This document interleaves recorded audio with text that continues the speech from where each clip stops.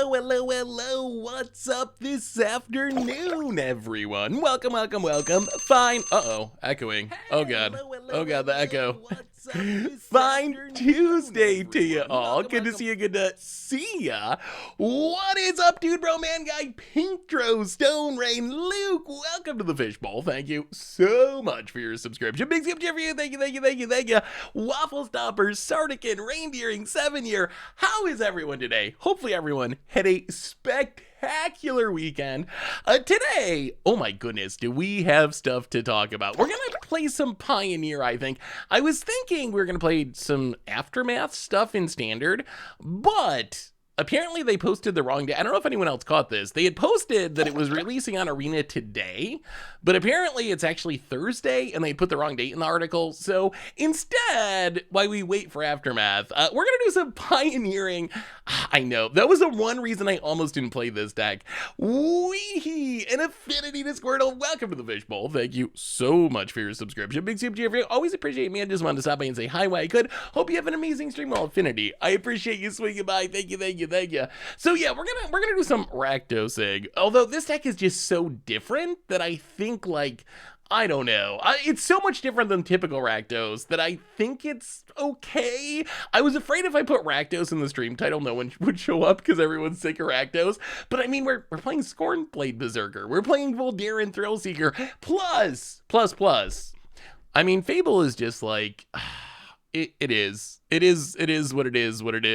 Plus we got a sweet backup in Rona Combo, which is a deck I've been wanting to try for a while. So maybe we do a quick Rakdos backup league, play a little bit of aggro, and then punt our way through some Rona comboing to see if we can figure out how this combo is actually supposed to work. But it's a Pioneer day.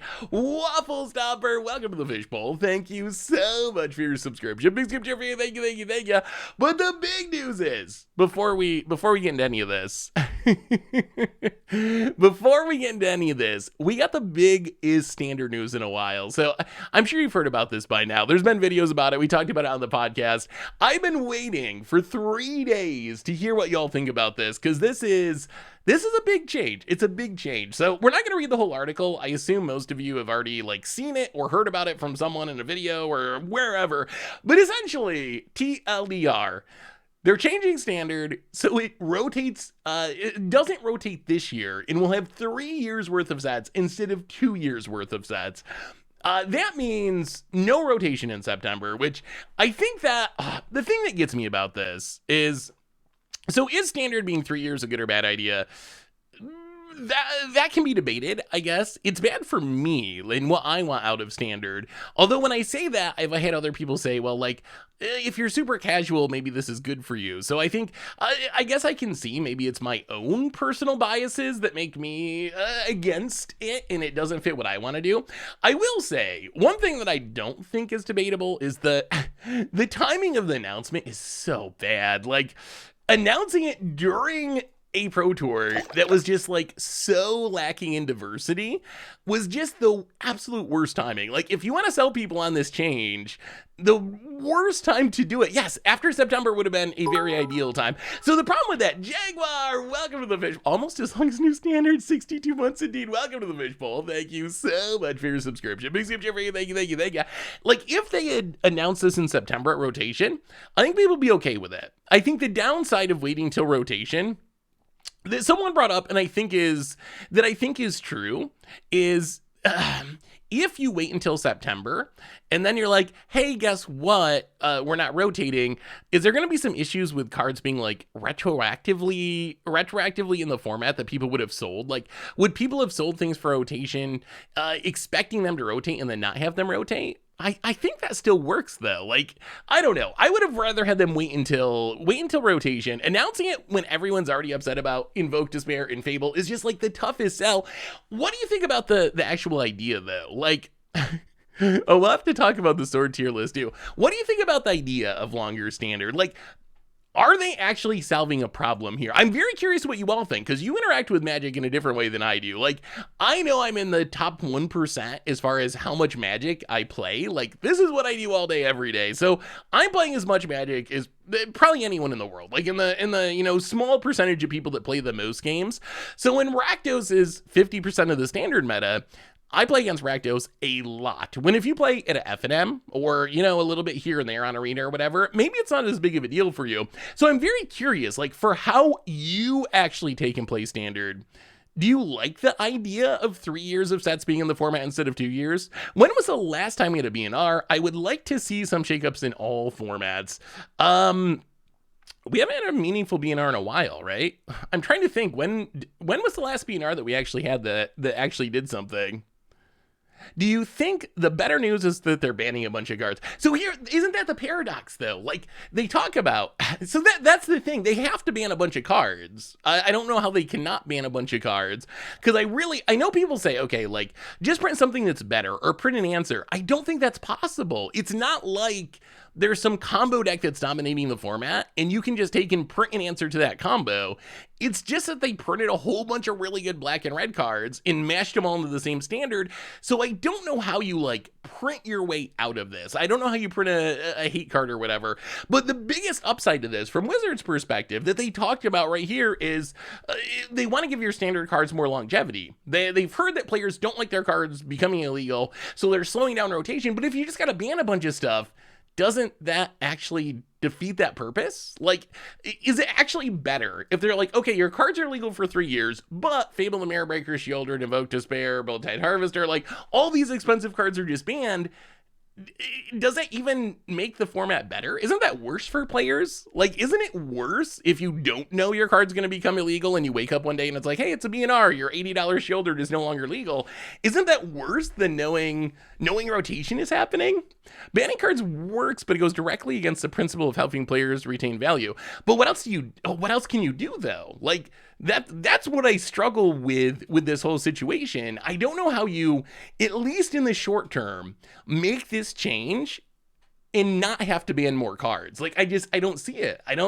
Like, we could have toughed it out. I was prepared. Like, our current meta is obviously not healthy. Like, we were talking about that, the Pro Tour, 50% Rakdos Grixis, 75-ish% Black X decks. Like, that's not a healthy meta. That's not a meta that people are going to want to play a lot of games of, and that's roughly reflected in our data on Goldfish too. Like, if you look at Rakdos and Grixis as over 50% of the meta, start adding in Espers and Orzhovs, and you get up to around 75. So that's just kind of what Standard is. I think that I would have been fine with riding it out until rotation. I was preparing myself. I like the idea of some shake-up bannings just to make a more diverse and fun format. But I was prepared to just wait till rotation. But then when they announced no rotation, I think that just prices them into having to ban cards. The other thing I got to ask y'all about that ties into this. So there was another article that has not really gotten as much attention, I don't think, which went up alongside this about Alchemy, where they're like, hey, standard article, blah, blah, blah. Alchemy, though, keeping the standard rotation schedule. And basically, if you want to play a lot of Magic, this is the format for you, because it's going to keep changing. So basically, what standard was supposed to be, or what standard used to be, that is what Alchemy is going to be now, which makes me wonder, like, while I do take Aaron at face value that he wants to improve standard in paper and support local game stores, and that's one of Wizards' goals, I do also wonder how much of this ties into trying to make Alchemy good. I've been really struggling with the timing of it. Like, why do it now instead of at rotation? Why do it now in the middle of this very diverse Pro Tour, lacking in diversity Pro Tour, where you know people are gonna like freak out, and like, why now? And the best I could come up with is the Lord of the Rings set is the next set releasing. Hey, what's up, dog? How are you? And that is a set that is specifically supposed to be an Alchemy set. Like, yes, it's in paper, it's in modern, but on Arena, it's an Alchemy set. The timing kind of makes sense if you add the Lord of the Rings set into it, with Wizards, yes, wanting to improve paper standard. I have no doubt that's true. But I think they also want to be like, hey, standard players, like, Fable's gonna be around for a while. Why don't you try this Alchemy format? You like Magic that changes, and you like not having to play against these cards? Well, check out Alchemy. And by the way, there's this new set releasing that you should probably buy because it's Lord of the Rings, and we spent a lot of money to get that IP. So I do wonder how much of this is supporting Standard, and how much of this is another shot at getting people to play Alchemy. That is something that they crossed my mind. Like, how much, if you were weighing those two factors, I would say Standard is still number one, but I do think that we really want more people to play Alchemy and buy this Lord of the Rings set. I do think that it's a consideration. I think that's something I went through Wizard's mind. V-House with a new donation. This creates more problems. The only person it helps is a person who sells cards as a maintained value. Making Standard longer doesn't solve the problem of the format being stale. It's the same cycle around rotation. Standard is just, it's the same cycle that around rotation Standard is just as stale. I agree with you. I think like Standard, I think there's multiple problems in Standard. I do think that, especially in a world of Commander, where you have this option to buy a deck that's going to last for a very long time, and you have Pioneer, which is roughly the same price as Standard right now. When you have these formats that decks last much longer, Standard is not as appealing because you spend the same amount of money, but your deck's not going to last as long. So I think that is a problem, but I also think one thing that really didn't come out in Wizards' announcement is staleness is also a problem. Like, that is, for me, that's even more of a problem. That might be, again, I'm someone who plays so much Magic and a content creator and all that stuff. I would prefer my cards to lose value quicker and the format to change quicker. Personally, maybe that is just a me thing though, but I do think those are two problems. This announcement is designed to help with one problem, but I think it makes the other problem of staleness even worse. So I don't know if you actually come out ahead in that. Oh boy, we can talk about this as we go. We have so much to talk about, but we might as well get into our league. We can talk about this as we go along. I really want to know what y'all think about that. I have so many questions for y'all. We got to work through this together. But let's do our reminders. Let's talk about this deck. Let's jump into our league, start backing up some fools, and then we'll talk about this as we go along. So replay YouTube. This week fight all the old streams, including this one in the future. Normal YouTube. Tomorrow we got a fun modern deck for Against the Odds. There's something I've been wanting to try since last spoiler season. And we're finally doing it. So a sweet modern Against the Odds that I think everyone's going to like. So that's coming up tomorrow. A reminder that our sponsor today is Card Kingdom. And maybe you need some magical cards. You can get them over at cardkingdom.com/mtggoldfish. You even get a free goldfish sticker. Just let them know you want one and they'll hook you up. Otherwise, merch page, tokens, t-shirts, playmats, good way to support the stream and the channel and the site donations. Always appreciated, never required. $2 a bar gets your message read on stream.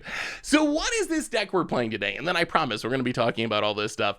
We're going to try some, first off, Rakdos backup. So this is a very weird take on Rakdos aggro. I've been scrounging around trying to find decks that, hey, Nalakilla, what's good? Love the recent Memer Dream. Oh, that deck had a lot of dinos. Glad you liked it. Welcome to the Fishbowl. Thank you so much for your subscription. Big super for you. Thank you. No, it's a March of the Machines. It's a battle deck. So, okay, I'll just tell you what it is, because hopefully you're hyped for it. I really want to see if Ether Snap can work with battles. Ether Snap, you may or may not know what it is. It's a card that is not seen play in ever. It's like a super old card that no one ever plays. But it's 5 mana. Remove all counters from all permanents and exile all tokens. So essentially, you can take and flip all the battles that you play at once with a single Ether Snap for 5 mana. So that's what we're trying to do. I'm not going to tell you exactly how the deck is built or anything, but that's the main goal, is to play a bunch of battles, flip them all with Ether Snap, and see if that is enough to win in Modern. So that's coming up tomorrow. This deck, though, this is a Pioneer deck. Yeah, I've been hyped to try that for a while, so it's pretty sweet. It's actually pretty sweet. So this deck, it caught my eye, even though it's Rakdos, because this is like a really interesting, weird take on Rakdos aggro. So it is a Rakdos aggro deck, but it's really a backup deck. We're playing Voldaren Thrillseeker, which we've seen in Standard, also Scornblade Berserker. So the idea is, Berserker, you can sack the creature, draw a card, blah, blah, blah. So the idea of this deck is, we got all these aggro cards like Dreadhorde Butcher, Fanatical Fighter, Firebrand. We get in some damage. We Voldaren Thrillseeker, back up our stuff, maybe throw a Butcher at your face and hit you for a bunch of damage. And then we can use like Call the Death Dweller, Kolaghan's Command to get this stuff back, Thrillseeker again, throw more damage at your face. So it's this weird Rakdos aggro creature burn backup style deck. I have no idea if it's going to work. I will say, and I don't know if we should change this. The number of lands, so this is a deck someone played on Magic Online, I believe is where I found it. The number of lands in this deck really scares me. 25 with a curve that tops at 3 seems like a ton. So I'm tempted to cut a land or two. That was the one thing that jumped out. Like the deck, it looks pretty solid. Like it looks pretty solid overall, but 25 lands, whew, that feels like a lot. So I don't know, maybe, okay, two options. One option is just to cut some lands. Maybe we just add some Castle Lockwains. I do love me some Castle Lockwaining. How about Castle Lockwain to solve our land issue? I have two Castle Lockwains. All right, Castle Lockwain. Go down a swamp, go down a... Let's go down some silly pathways. Go down a pathway. We need one more card. All right, chat, what's our last card? We're going to add one more card. 25 lands is good. Gives you cards to cycle. Yeah, I hate pathways. The new rotation schedule makes me wonder how many Wizards employees play Standard themselves. The decision seems dissociated from what players really want. Stepped into the round of Dragons. Ooh, Claim to Fame. Claim to Fame could be sweet. Is there anything else with a sweet death trigger? Is there anything else we should be We have a lot of ways to sacrifice creatures. I also like that this is a... Oh, you know what? We could play the MDFC that gets... Malakari Birth could be interesting. If we're going to play a lot of lands, maybe we just play spicier lands. Like Malakari Birth, get back a Dreadhorde Butcher after Voldaren Thrillseeker. That seems legit. That seems like a thing that could work. Sea Rockets! Welcome to the Fishbowl. Thank you so much for your subscription. Big super for you. Thank you. Is there a card or two that would make Prison playable in Pioneer? Blood Moon and Ensnaring Bridge. those I think would do it. Serrated Scorpion is legal. I don't know how good it is. Do I even have a copy? Oh, I do have a copy. Dies deals 2 damage and you gain. You know what? Let's try it. Boom. Let's go. 24 lands, off to the races. So that's the plan of the deck. So, okay, chat. Westville Abbey could be fun. Can we get enough creatures? Maybe we can. Let me see if I have a Westville. I have 6 Westville Abbeys. Actually, the only problem I see is, we're gonna be sacking our creatures. What are odds of you know what? Whatever. It's a one of. Let's try it. All right, league time. Here we go. Rakdos backup. So, question number 1, chat. New standard rotation schedule. Better or worse for you personally? Disregard my feelings. I actually regret sharing I am sure everyone knew my feelings already because I talked about it other places. But yeah, we have a Jingatha. Disregarding my feelings, I'm curious if it's better or worse for you personally. What are your thoughts on the Goldfish Twitter poll about rotation? I think it's evenly split is pretty interesting. Not sure what to make of it. I haven't seen it yet. I'm gonna have to look it up. I didn't realize that we had a poll going. Let me see. Oh, there is a poll. Ooh, that might give us some more information. So it seems like in chat, it seems like the general feeling is worse. People indifferent to worse, it seems like overall. Question number 2, chat. Will this change make you play more Alchemy if you're an arena player? Like, it seems like that's at least some percentage of Wizards' goal with this. Do you think it'll actually work? Here's a Twitter poll. No changes. I mean, personally, if I was doing what was best for me in Standard, I would have shorter rotate. Wow, it is actually super. Wow, shorter is winning technically. It is super even though. It is very split between shorten, no changes, and lengthen. What are the comments? No changes. Another thing I will say is I'll play more Moto. Alchemy is a big no. Hilariously, I feel like I was going to say, someone mentioned Explorer. I feel like this change might actually drive more people into Pioneer / Explorer. Like, what makes Standard unique is that it rotates. Like, that's kind of the whole gimmick of Standard. Standard rotates, so it changes.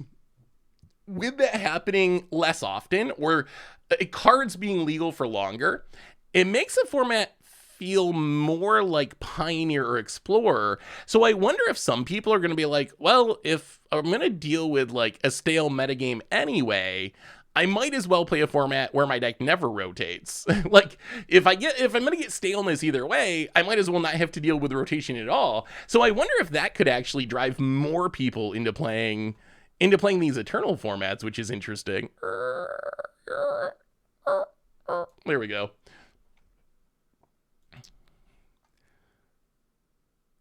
Yeah, which I think is the opposite of what Wizards wants. I think Wizards does want more people to play Standard, but it might actually kind of backfire. Last rotation, I took my Standard deck to Explorer, kept it going. Didn't have a problem with Standard rotation because I just started playing new Standard decks on Arena. Saffron Alva, I need your help. I've been playing Yarion Enigmatic Fires. I want to know how to deal with Mirrors and Karuga Fires. Any help? Draw better. Just draw your good cards quicker. Actually, what would the solution be? Anyone have ideas for mirror match or pseudo mirror match tech for Yarion Enigmatic Fires? I will say there's a deck I've been working on just today that I think I'm going to do a video of. We're on the draw. I think we actually play the tap land here, and then we can butcher on 2. I think that's yeah, let's tap land. Tap land butcher. I've been working on a deck today that's a Yarion deck in Explorer, but it's control. Oh, rogues. Rogues have been getting more and more popular in this format, which puke. Hooray! Lucid for the 37,777th month. Welcome to the Fishbowl. Thank you so much for your subscription. Big super for you. Thank you. I've been messing around with a Yarion Battles deck, and it's actually been surprisingly sweet. So maybe, I don't know if that's the way forward, but the battle plan with Yarion in a Fire Shell is actually super, super, super cool, and it generates a ton of value.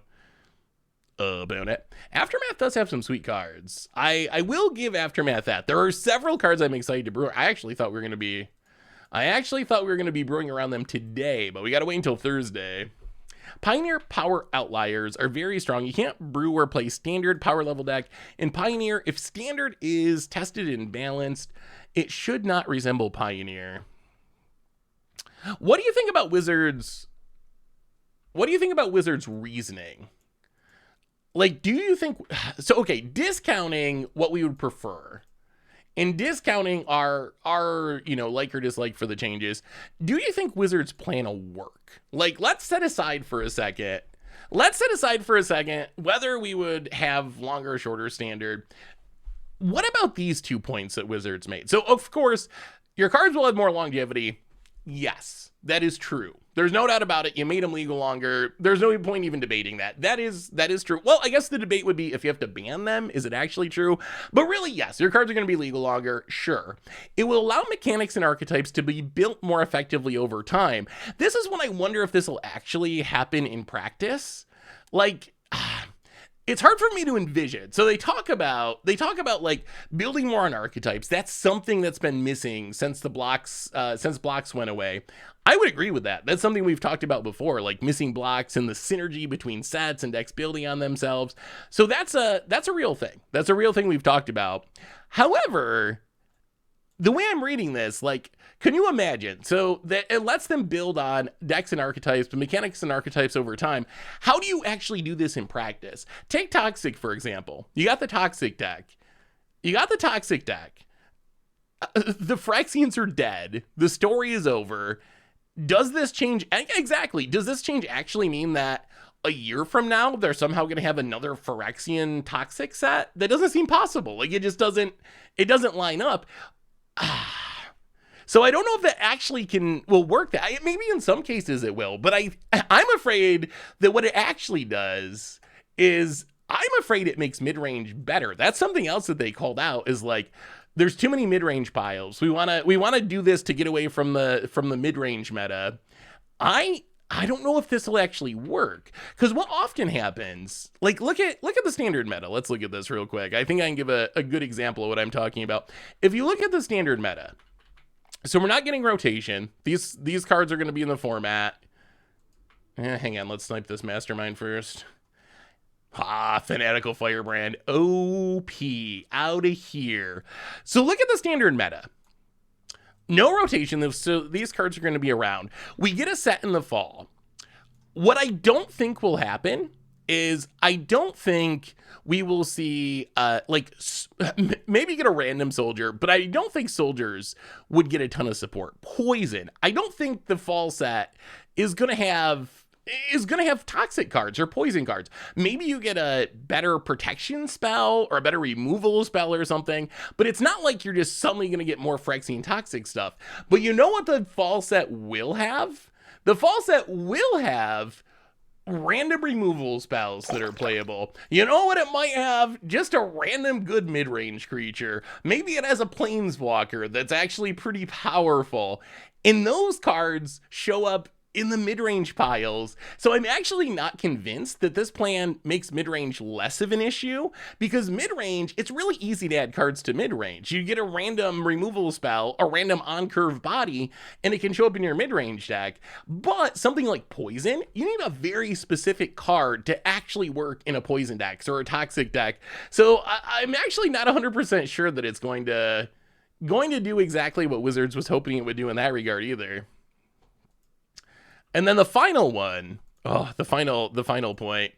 This one, I'm not even sure. I had to read it like a couple of times. Tell me if I'm misunderstanding this. It also gives us stronger tools to create an environment where decks are more colors and mechanic, or color and mechanic, like green-white toxic or blue-white soldiers, in less mid-range. With a larger card pool, the format can handle bigger swings with entire decks seeded at once.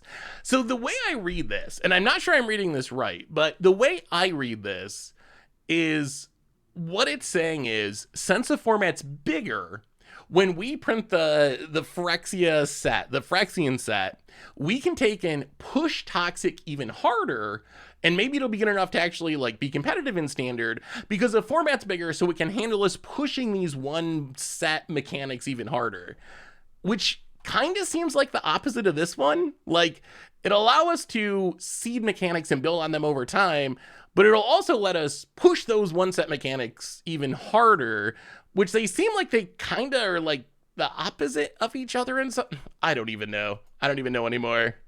Yeah, the way that sentence was written is just awkward. They're gonna kill MTG. Might be slowly, but that's where it seems headed.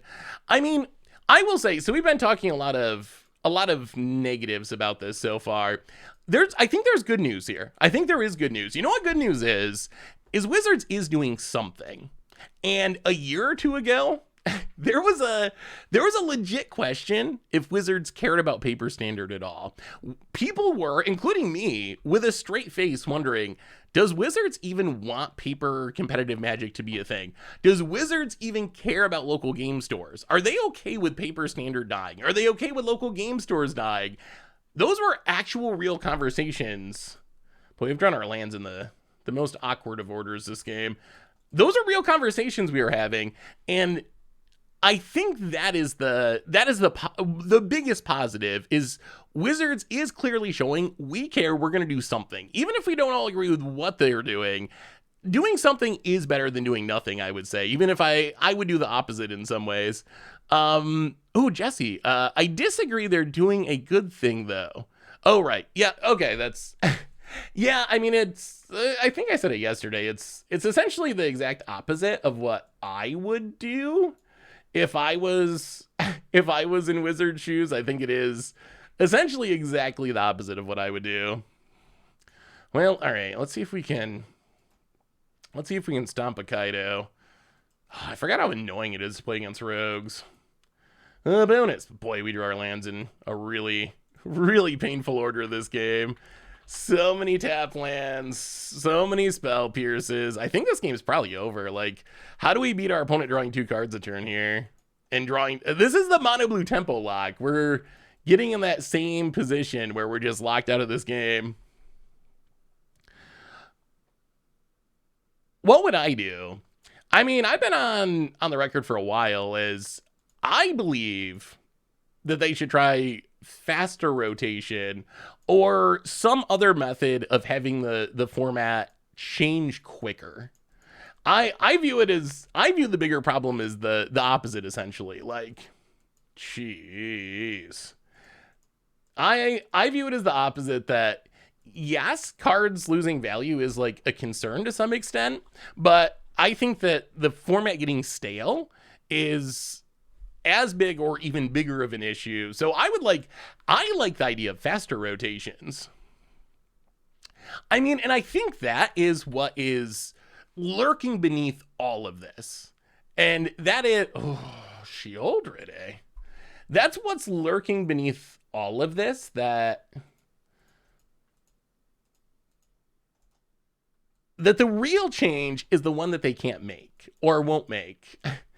But the real change that would solve all these problems is the game, and specifically Standard being cheaper. Like, that is the change that does it all. Like, return to blocks would be great. I don't think that's going to happen, but I would enjoy a return to blocks. Will you stop killing our... My God. Okay, yeah, you got it. Stop killing our stuff for 10 seconds, opponent. Rogues. Vihas, $2 donation. W. Van Haas, actually. Pains me to say, but I feel these are just excuses Wizards came up with because they don't know what they're doing anymore. They are trying to seem like they are doing stuff to help, when in all reality, they're trying to fix problems they created. Well, I appreciate the donation, Van Haas. I would say they created the problems. I think I mentioned this on the podcast yesterday. Like, it does kind of feel like Wizards spent the last few years being like, everybody play Arena, play Arena, play Arena, play Pioneer, play Pioneer, play Commander. Oh, check out these Commander decks. You should really play Commander. Go to these Command Fests. They did all this stuff to make these other formats grow and to minimize the impact of Standard.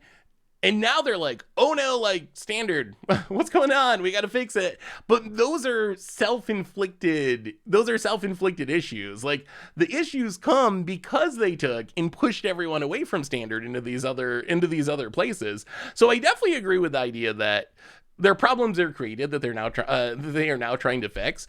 I don't know if I would go as far to say that Wizards, like, doesn't know what they're doing. They might know a little. There might be a little bit. What about the return of core sets to print cards to combat problem decks or cards to boost power of lower tier decks? I think core set reprints every year with curated cards to push weaker strategies and push down strategies, maybe the size of Aftermath, 50 or 100 cards. Very good point. That is actually exactly what I was going to say. So I like core sets, and I think that core sets serve an important purpose in Standard of putting those cards into the format. Like, they serve the purpose of letting you put those answers. They serve the purpose of letting you support those archetypes. Like, you can print a Lord for a Phyrexian Lord and make it some whatever, like, find a way to justify it flavorfully. But if Phyrexia or Toxic needs some support, you can throw that into a core set and your flavor doesn't really matter anymore. Like, you can get away with it. You can put more reprints into the format. The problem is, Wizards has said core sets don't sell well, and we've seen the like up and down and back and forth of like we always had core sets, then we never had core sets, and they came back and then they went away again. I actually really like the Aftermath core set idea. I think you could do an Aftermath style. I mean, you got to release it differently. You got to charge less for the boosters or sell it as a complete set. Like, that's the issue with Aftermath. It's not, oh boy, we're running out of time here ranting. The issue with Aftermath isn't so much that, oh my god, we should have done this way quicker. Oh god, we're not going to sideboard at all, are we? We are not going to get to sideboard at all. Oh, did we get there? I don't know if we got there. I would have liked those thought seizes. Those would have been helpful. Oh, see, I blame Wizards. Hey, we did get thought seizes, okay. Our thought that was the sloppiest sideboarding, but our thought seizes made it. We made it just in a nick of time. What do you think of this? They skip rotation as they are, but when the next rotation comes, they remove a set whenever they add a new set, meaning there'll always be 12 or 13 sets, but whenever a new set comes out, it kicks the oldest one out. I've heard other people suggest that, Stone Rain, the one in, one out model. I think the issue with that I would see would be I actually do think that would be an issue for casual players in specific. Like, I have seen, this is a weird rogues deck. I have seen people struggle to understand what is in standard now. Like, it's already pretty confusing with so many cards printed in so many different places. So my worry would be, I think for, oh goodness, not like this. Betrayed by the castles.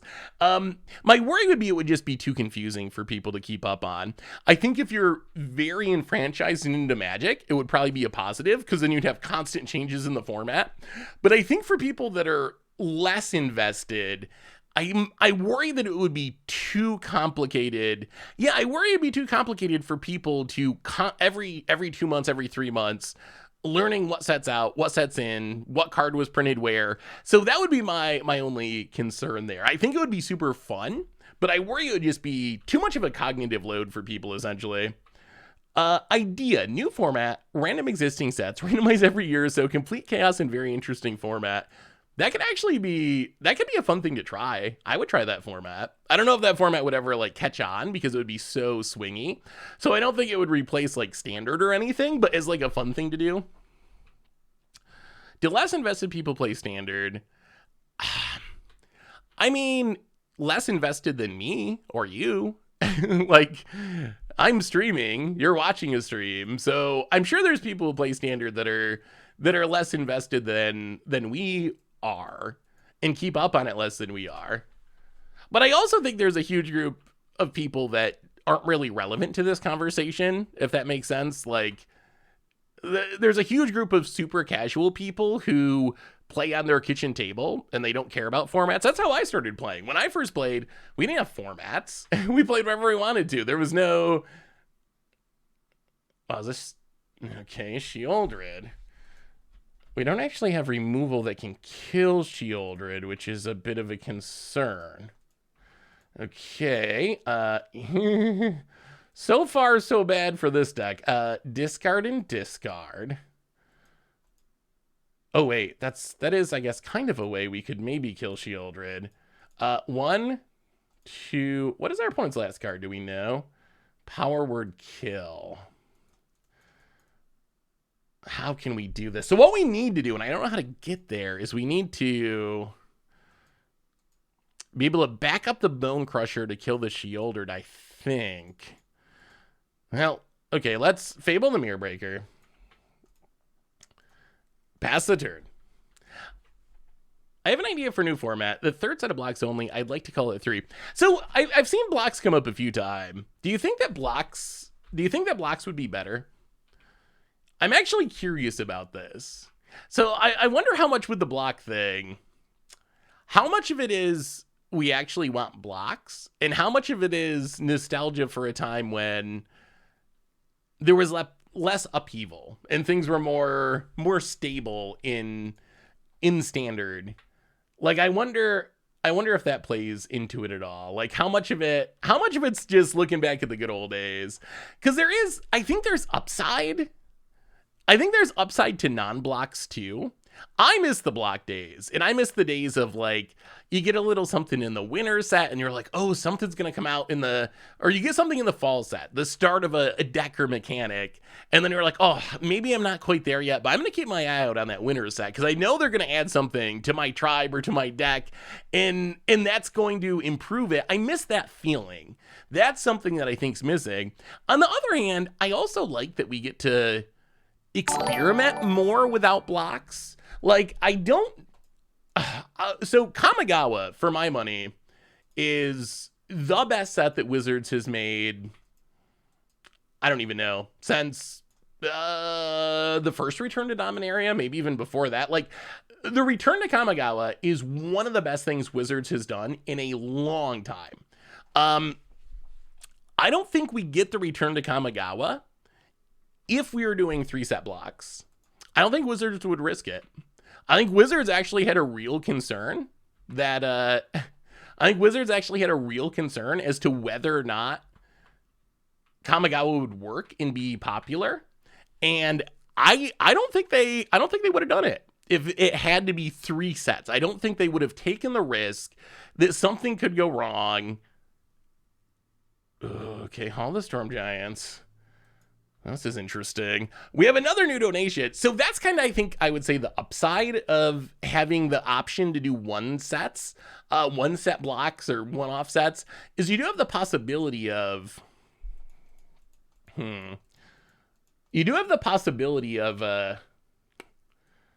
do we survive this? Of doing things like Kamigawa, which otherwise I just don't think would happen. I don't think we'd actually get to do them. But I think I would still prefer blocks overall, personally. I would split up blocks in half by a single plane. Eldraine 1, Eldraine 2, Ixalan, Alara 1, Dominaria. Something like that could work. 2 sets blocks seem like a good middle ground, I would say. New donation, W. Vanhouse. Thank you so much, Vanhouse. I've actually been playing way more Historic, exploring Historic Brawl. Historic Brawl especially is super fun for me and escape from all the Rakdos Fable decks. I mean, I've had similar experiences, honestly. Like, I've started playing more Historic Brawl as well, because I find it really fun. I think it's actually a super fun format. All right, so this means we might be okay here. We can Voldaren Thrillseeker. We back up the Bone Crusher Giant. We go to combat, attack our opponent, attack. I think this means our opponent has to chump the Bone Crusher. Wow, Voldaren Thrillseeker. Oh my god, Voldaren Thrillseeker. They gotta chump the Bone Crusher. Oh, opponent chumps. Drops to 9. I mean, we're still gonna do it. Throw it at your face, hit you to 3, follow it up with, wow, is Thrillseeker actually good? Follow it up with a Blood Tithe Harvester, pass the turn, and Rogues, no problem. I think we got this game. Mr. Peaches, welcome to the Fishbowl. Ooh, why do you hate 2-set blocks? Thank you so much for your subscription. Big super, thank you. Why even have a rigid structure for it? Wizards use Judgment since they have knowledge of sets ahead of time. 2-set blocks is the right thing for Phyrexia. I mean, I think that's probably the best outcome. Flexibility, and then you can have a 1-set Kamigawa if you're not comfortable doing 3 sets, but you could also spend 3 sets on Phyrexia and really do the story justice. If they ban cards, what would you want banned? Ooh, okay. We haven't got into the bannings yet. Is it time to talk banning? Okay, actually, first we actually have to sideboard this game, because it worked sort of, but last game we just kind of threw cards in and out. How do we actually want to sideboard against this deck? Ooh, Hellraiser looks super fun. Hellraiser Explosive Singularity. That looks sweet, Theory. All right, how do we actually sideboard here? And then we'll talk bannings. Chat, get your banning brains on. What are you looking for ban wise? Let's go down Scorpion. Bone Crusher or Thrillseeker actually pretty good, right? Rending Volley could be necessary. Do we hit on all the Berserkers? This curve, though. I feel like maybe Ob gets worse being on the draw. It's probably just going to get countered.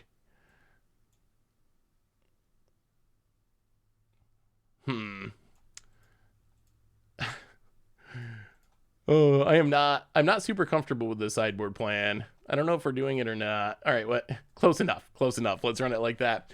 Okay, so. Do you still take viewer submitted decks for 60 card formats? I do. I love seeing viewer submitted decks, and they sometimes show up in streams or in articles or videos. So yes, I'd love to see your viewer submitted decks. So I believe, such weird mana drawing, I believe 100% this is going to lead to bannings. I think there is I don't want to say 0% chance, but like, what are the odds that Fable does not get banned? I would say 1%. It is as close to 0 as you can be without literally being 0. But like, Nighthawk Scavenger, Soaring Thought Thief, Ritual. That's not a very good hand. We do need black or red mana, but maybe that's why it all these dual lands. So okay, I would say number 1 easiest, Fable the Mirrorbreaker. I do not believe there is even any question about it. I think Fable the Mirrorbreaker, I was a little surprised it wasn't banned yesterday, honestly. I think not only is Fable the Mirrorbreaker going to be banned, it's going to be banned soon. They have to be decisive with the ban, so they make all the fair bans at once. So Fable's an easy ban. The big question is Shieldred, but Bankbuster should be in line before Shieldred. That might be true. So I think there's a question of how much of a shakeup do we want here. Remember, I was coming from a place of just being excited for rotation. And I was excited for a lot of cards to leave. Even outside of Fable the Mirrorbreaker, I was excited that I wasn't going to see Bloodtithe Harvester anymore. Or Graveyard Trespasser, it's not a broken card, it's a good card. But I've seen it a lot. I'm ready for that to be gone. I'm ready for Thalia to be gone. Even though I think Thalia is a pretty healthy card that actually supports good play patterns usually. I'm just ready to move on. I'm ready for new things to happen. So if I was in charge of bannings, I would go hard. I would go deep with the bannings. I would lean towards, that was kind of a fortunate draw. I would lean towards banning too much than too little if I was given the choice. Like, I would rather go too far and ban too many things, considering there's no rotation in the fall. All right, there's the Nighthawk Scavenger. Opponent passes.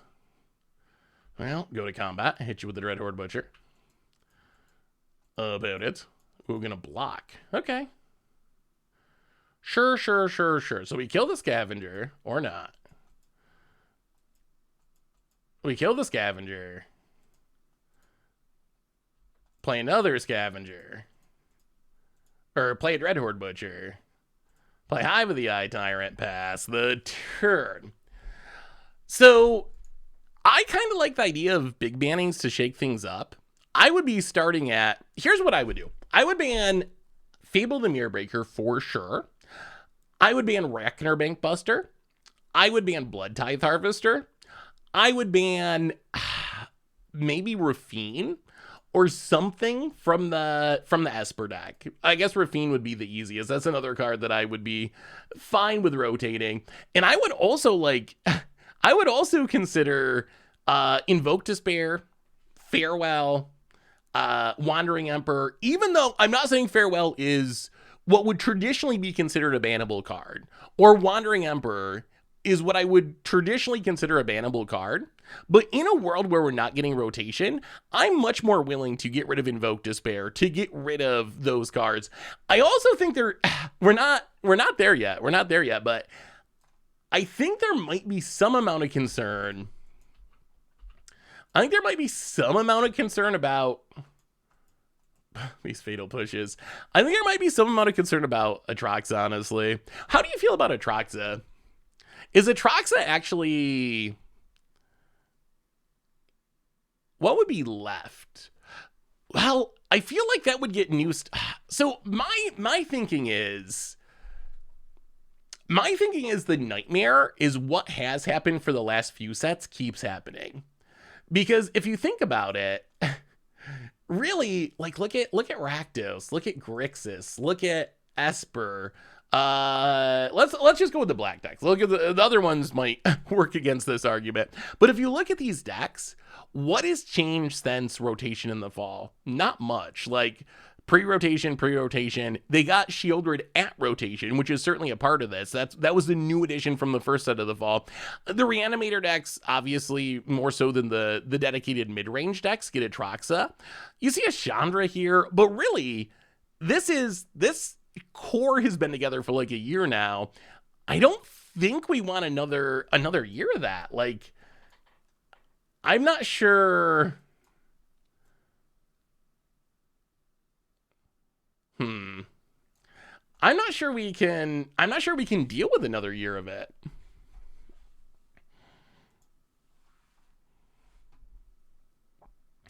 Italia's fine. Nobody does. Seth, what do you think about people saying that Invoke is not worth banning? I'm not a fan of Invoke. I don't like that it's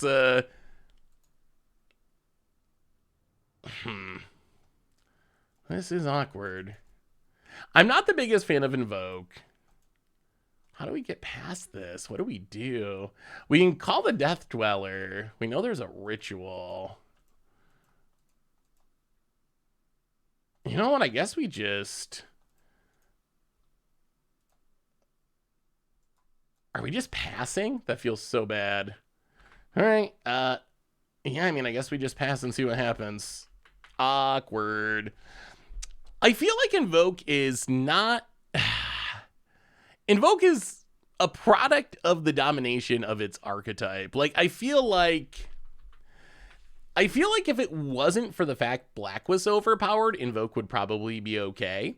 But as it is, I think it's... I actually wonder a little bit, like, if there's no Fable of the Mirror Breaker, how dominant would it be? Like, if you're not getting the treasure to fix your mana and ramp you into it, one of the worst feelings in Standard, by far, is you lose the die roll, your opponent turn 3 Fables, they get in with the Goblin, they make the treasure, they use the treasure to cast Invoke Despair, and you're just like, oh, it's okay, that's game, you got us, you played those 2 busted cards. So I wonder... How are we so far behind on clock? We've been discussing a lot of bannings and standards and rotation. So I think that's a big part of it.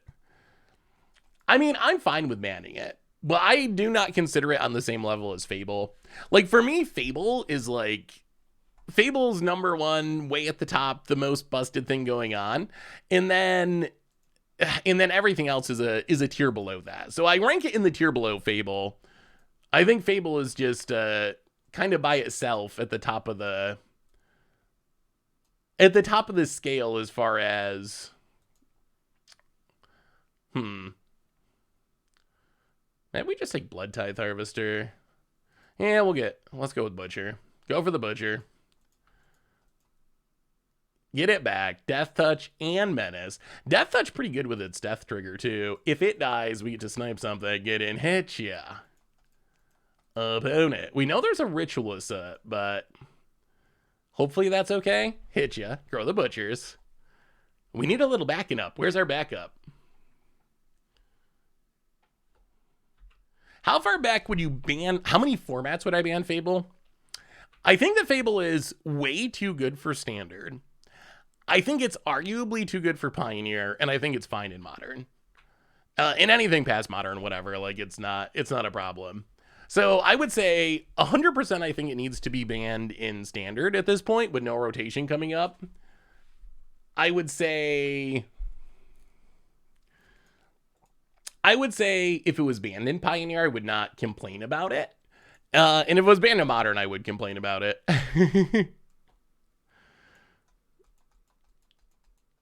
Oh, goodness. All the fatal pushes in the West.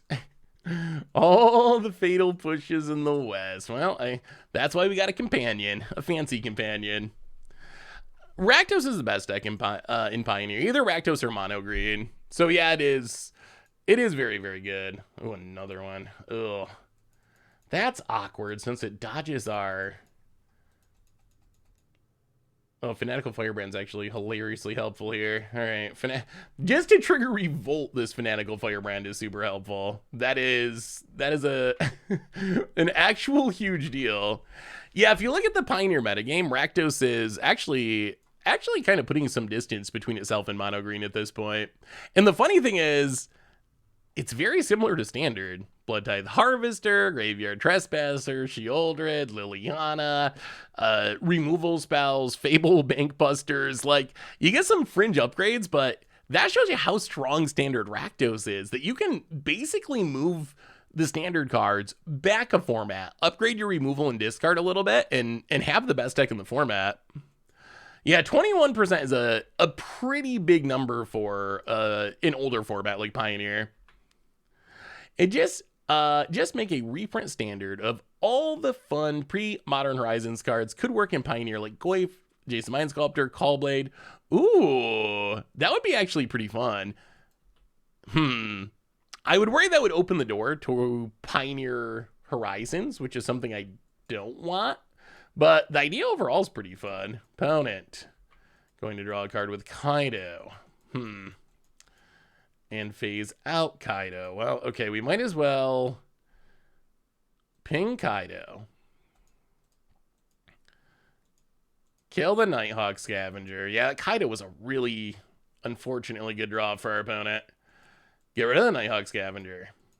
Untap. Haunted Ridge. Well, okay. I guess it's time for Big J. Jagatha. Except we need to add red mana. Jagatha. Please tell me you don't have a counter. I mean, this deck is sort of keeping up with rogues-ish. All right. Big J. Pass turn. Oh, power word kill. Oh, we knew about that, didn't we? That's been our opponent's hand forever. Oh, just kidding. That was last game. All right. Sure. Opponent adapts, has Kaido. Gets to keep drawing cards. Super obnoxious. You think 3 sets block were bad? I don't think they were bad. Oh, and that's the nail in the coffin.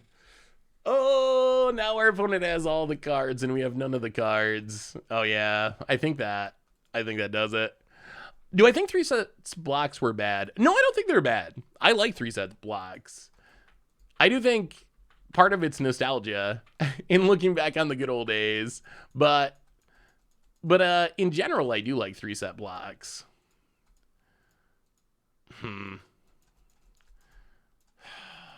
These are the tough spots. This is where I start to feel like, oh, there's just no possible way of winning this game. Into the story, just too many cards. Too many cards. Well, we will stomp on Kaido. But I also like the option to make 1 set blocks, because I think that has led to some things that we wouldn't have seen otherwise.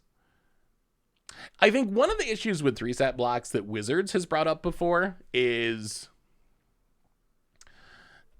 that the last set in the block usually was kind of a flop. And I think that was true. There were a lot of pretty bad 3rd sets of blocks, which is why they got rid of 3 set blocks to begin with.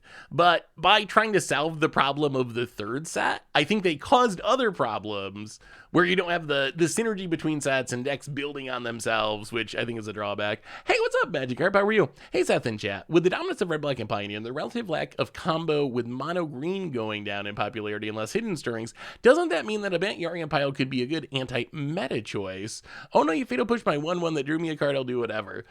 Yeah, I mean, I think a Yarian Pile can do really well in a matchup like that. So if you can dodge the fast combo decks, I think that would be a good meta for. I think it would be a very good meta for a Yarian Pile. Might be worth giving a shot. Well, let's try to stomp the Kaido. Elder Raid. We got Elder Raid. Even the bad Elder Raid cards. So good. Did y'all watch the Pro Tour? That's something we lost in all of this discussion. Did you actually watch the Pro Tour this weekend? I think Veil of Summer should return to standard. Who? Thanks to the prevalence of blue and black decks. I mean, there's not many blue decks, but there are a lot of black decks for sure. Watch like 20 minutes of it. Hey, congratulations, Magikarp. I'm glad the job. Yeah, all right. Sure, rogues. Boo. Dirty rogue players. Plethora of moves. Welcome to the Fishbowl. Oh, how was the Magic Con? Thank you for your subscription. Big super for you. Thank you. I watched the Pro Tour. Coverage has been amazing. Yeah, I was actually going to say that too. Huge shout out to Wizards for upgrading coverage. This was the first Pro Tour I got to watch because I was at the Magic Con during the last one. So this is the first one I've seen since they brought him back, because this is Pro Tour number 2 of the return of Pro Tours. And I was actually really blown away. Man, maybe this deck needs to play 25 lands for some reason. Maybe whoever built this deck knew that you just, for some reason, the deck never draws lands. I was blown away. Like, a lot of the criticisms of past Magic coverage were really solved. Like, it was, the matches were fast, there weren't these long gaps. Oh no, is this Rogues again? Oh no. Oh no. Wait, who convinced us to play Pioneer? Rogue.format. From what I saw, it was amazing. Everyone said it was much better than Philly. Yeah, I was actually very impressed. Very impressed with the Pro Tour coverage. And that was despite the meta being meh, let's say. Let's go with meh. Somewhere between meh and bleh. give or take. Well, get it with a fanatical firebrand. About it. Takes their beats.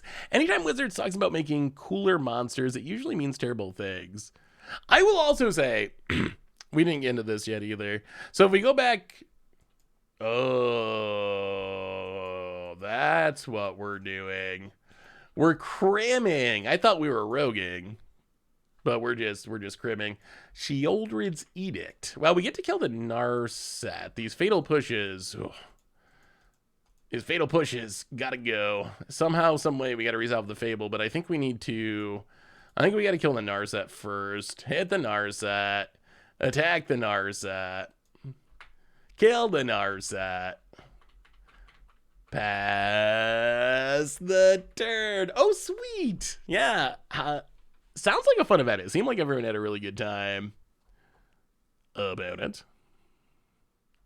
So, okay. Well, at least it gives us targets for... At least it gives us targets for our fatal pushes. Push the vampire. Oh, backup would be good here. Backup, kill the Sorin. Come on, backup creature. Okay. All right, not exactly, but... We'll just play all the fanatical firebrands. I guess that's also an option. Attack the Sorin. Go, fanatical firebrands. Hey, what's up, Papa? How are you? Good to see you.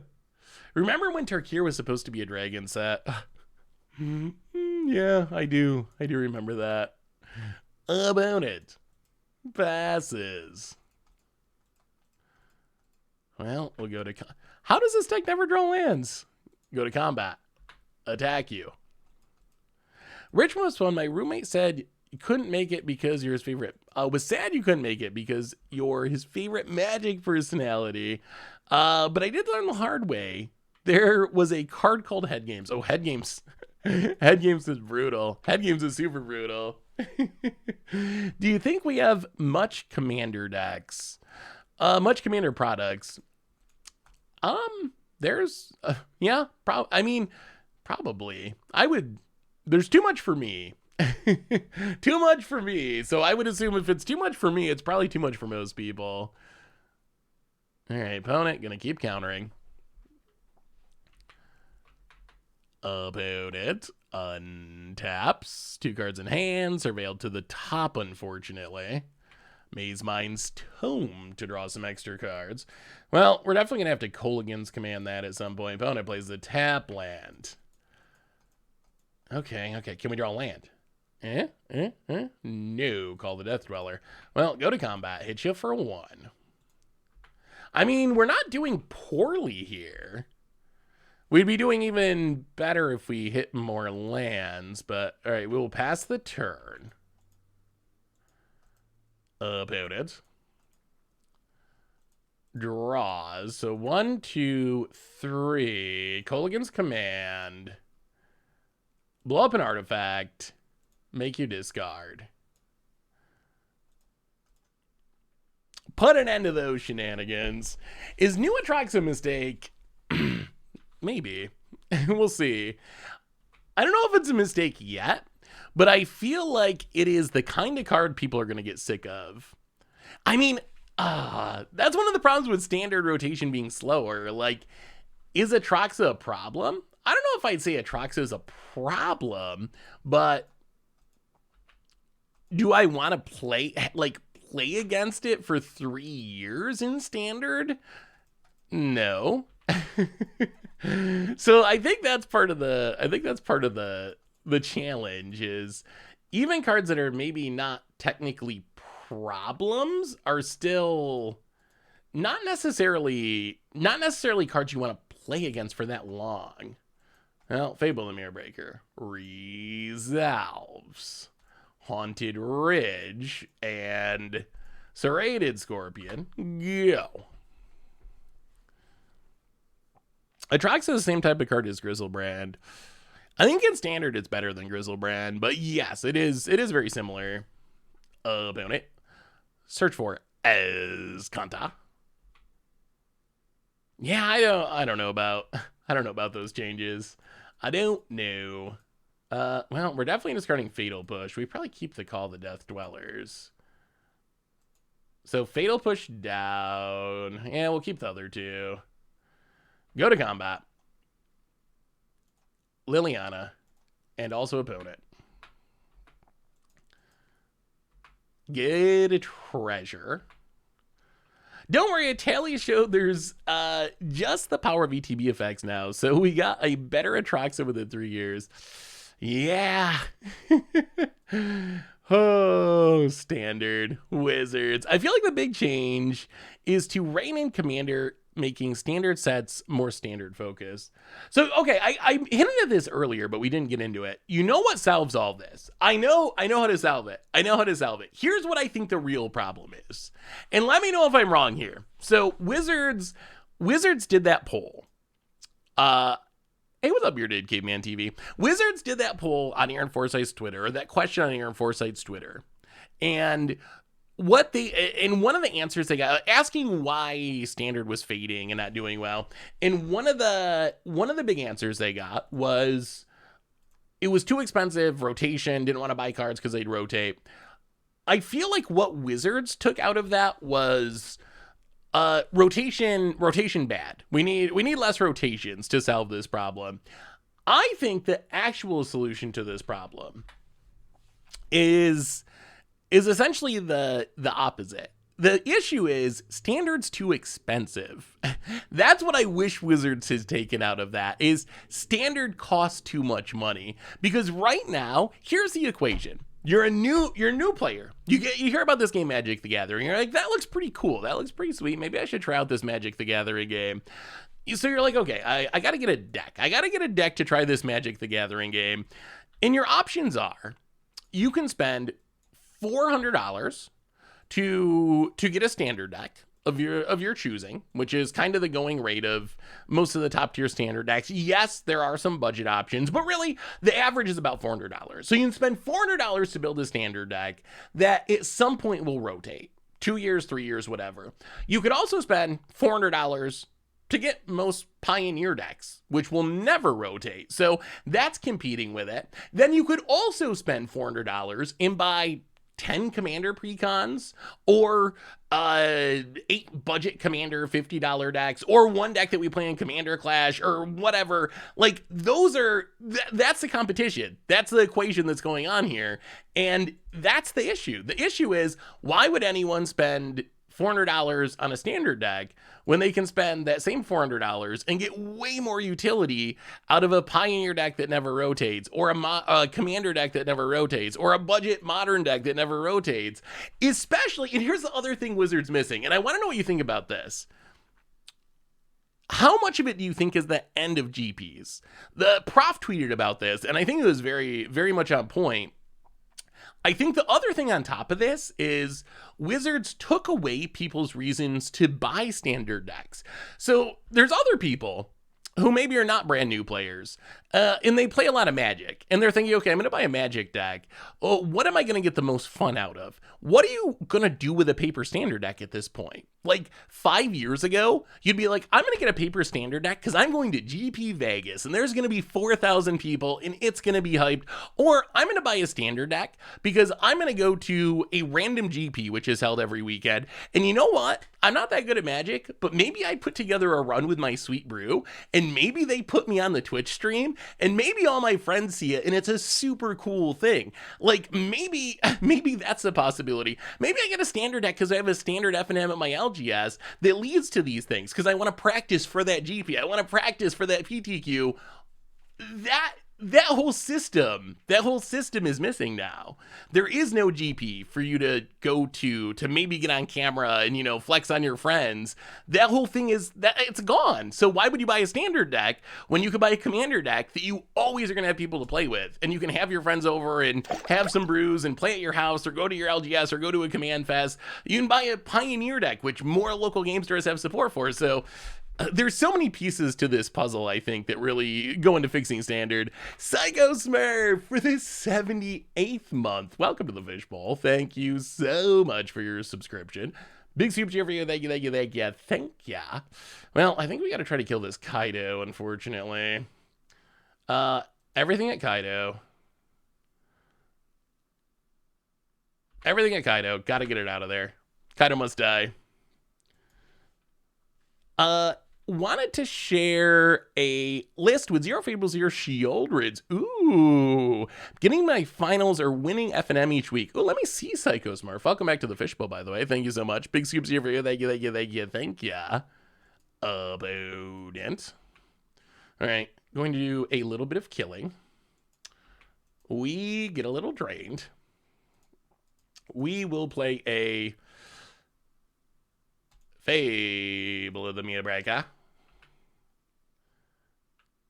and pass the turn. Opponent untaps. Ooh, that list looks sweet, Psycho Smurf. Battles are super fun. I very much enjoyed battles. Ooh, get some Hidetsugu and Kiri. That Hidetsugu and Kiri's been better than people expected to. Yeah, it looks sweet. It's another Grixis deck, but I like that it's a Grixis deck that is very spicy and not just playing the typical Grixis cards. And Veja Amaket's the truth. That card's so good.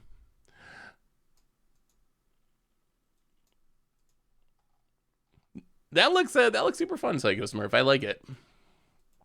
All right, opponent plays a land and passes.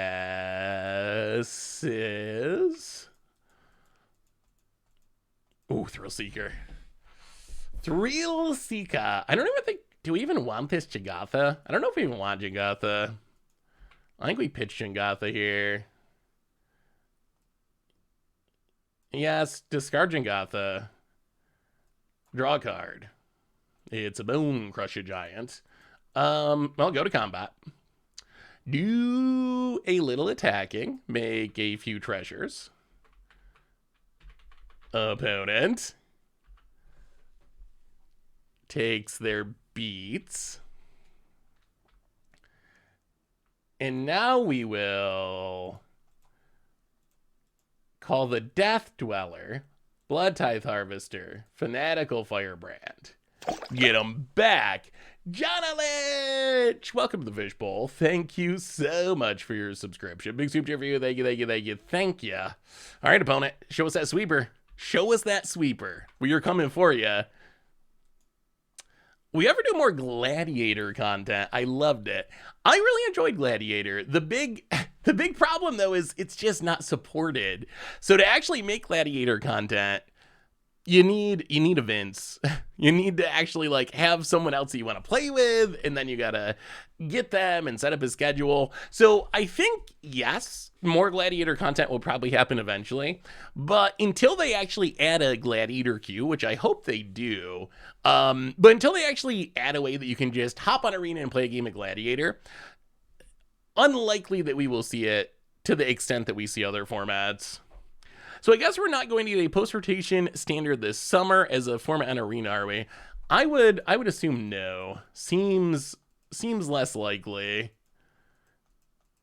Do we get to win here? So our opponent wraths. So we ping our opponent. We ping our opponent down to 11. 10-9.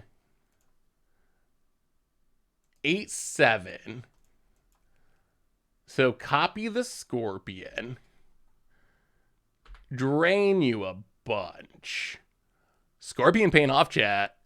The Scorpion tag paying off. Phone it down to 7. Oh, we're close. We are close. Can we find a way to close this out? Many Medicine! Welcome to the Fishbowl. Thank you so much for your subscription. Big super for you. Thank you, thank you, thank you. Yeah, it's an arena format that's a little like Historic Brawl without commanders, kind of, in a arguably better ban list.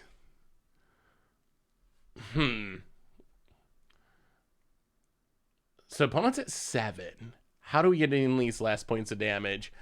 We're animate 2 Firebrands, 6/5. Thrillseeker, the Reflections, 4/3, 2/1. 1, 2, 3. 1, 2, 3. Wait, okay.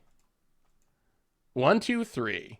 Get back the 2 Firebrands, set you to 5. 1, 2. Oh, we're 1 mana short. Wait, what about, okay. Get back the Firebrands, 1, 2, 3. Thrillseeker, 1, 2, 3. Do we really not have lethal here?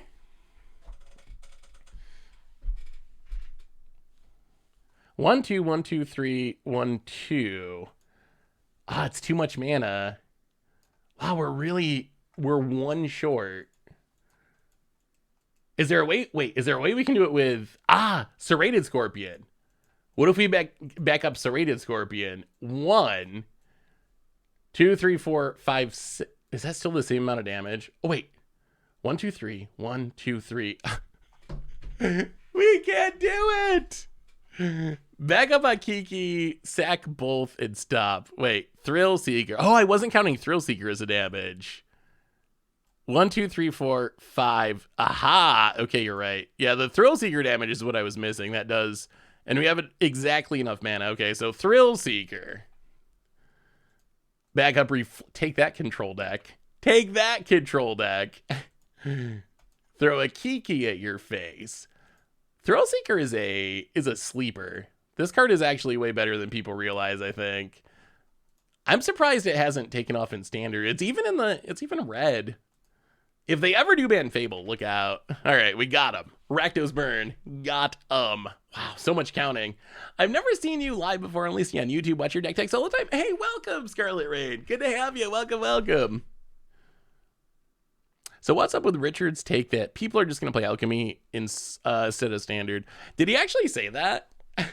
I also remember him saying that he wouldn't. Like, Alchemy was too far. It was too far gone for him. Like, Wizards messed it up too badly with the start of the format for him to be interested. We get a lot of cards that are good against this deck. We get to go down the fatal pushes. I mean, I actually think there will be a slight boost to Alchemy. I don't think it's going to do... Hey, Dylan Hunter, welcome to the Fishbowl. Thank you so much for your subscription. Big super for you. Thank you, thank you, thank you. I think I saw Elian Trazi, who some of you might know, streamer, makes good content. But Ali was saying, like, they might actually done it. Like, this might actually be the thing that makes me play Alchemy, despite my dislike of it, essentially. But this might be the thing that actually, like, makes it happen. So I think there will be some people who pick up Alchemy as a result of this. Do I think it's going to make Alchemy the new standard? No. I think it's too far gone. Just watch the last podcast. What if instead of banning cards from 3 years, instead of banning cards from a 3-year standard, they promote older, powerful cards in opposing colors? For example, Questing Beast. So I don't know. So the concern with that's a cool idea, Stinkleton. I would say the concern with that would be, okay, we actually get a sideboard. We always get sidetracked with the sideboard. So the concern I think with that would be prices. If Wizards just said Questing Beast is legal now or something, it might have some unintended consequences on cards getting, like, too expensive, especially depending on the card and how it was printed, if it was a mythic or whatever. I think one way you could have the best of both worlds is using Aftermath-style mini sets with reprints that Wizards could potentially put together really quickly. Something we haven't really discussed much in all of this, but I think is very relevant to our conversation, is... it takes a long time for Wizards to design a set. It takes a really long time. If you look at Wizards schedules, they work like 2 years ahead of time. So the cards they're designing today are the cards that are going to release in summer 2025. We're looking way, way, way in the future, which means, let's say Wizards knows. They're looking at this meta, and they're like, oh my god, Fable the Mirror Breaker's a problem. Maybe that's even a bad example, because I don't know how you print an answer to Fable the Mirror Breaker. But let's say they're like, okay, Atraxa is a problem. We need an answer to Atraxa. It's breaking the format. Hey, thank you, lots of spaghetti.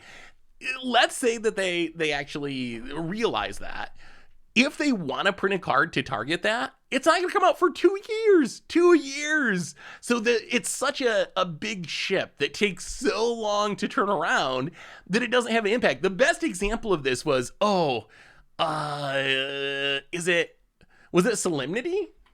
Maybe it was Sunforger. I think it was no, not Sunforger. What is the 2-drop creature? This was back during Energy era. This was back when Energy dominated Standard. Everyone was complaining about Energy. It was a big issue. It was breaking the format.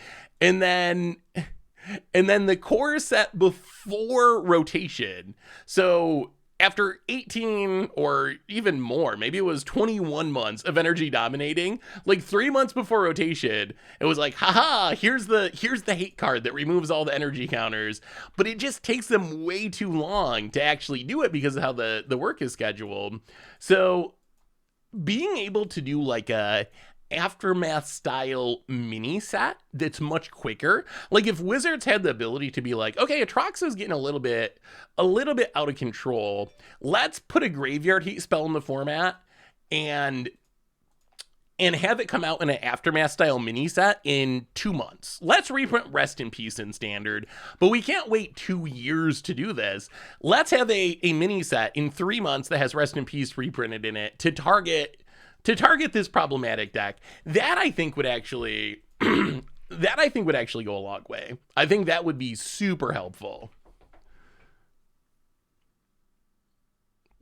With the 3-year rotation, Sun Cleanser would have made a difference. Maybe. I mean, I think that's something that Wizards was hinting at, or actually said during the stream, is like, it will give us a chance to like see what's happening in Standard and then print cards that will potentially impact that. The only issue is it's still way in the future. Is anyone still going to be playing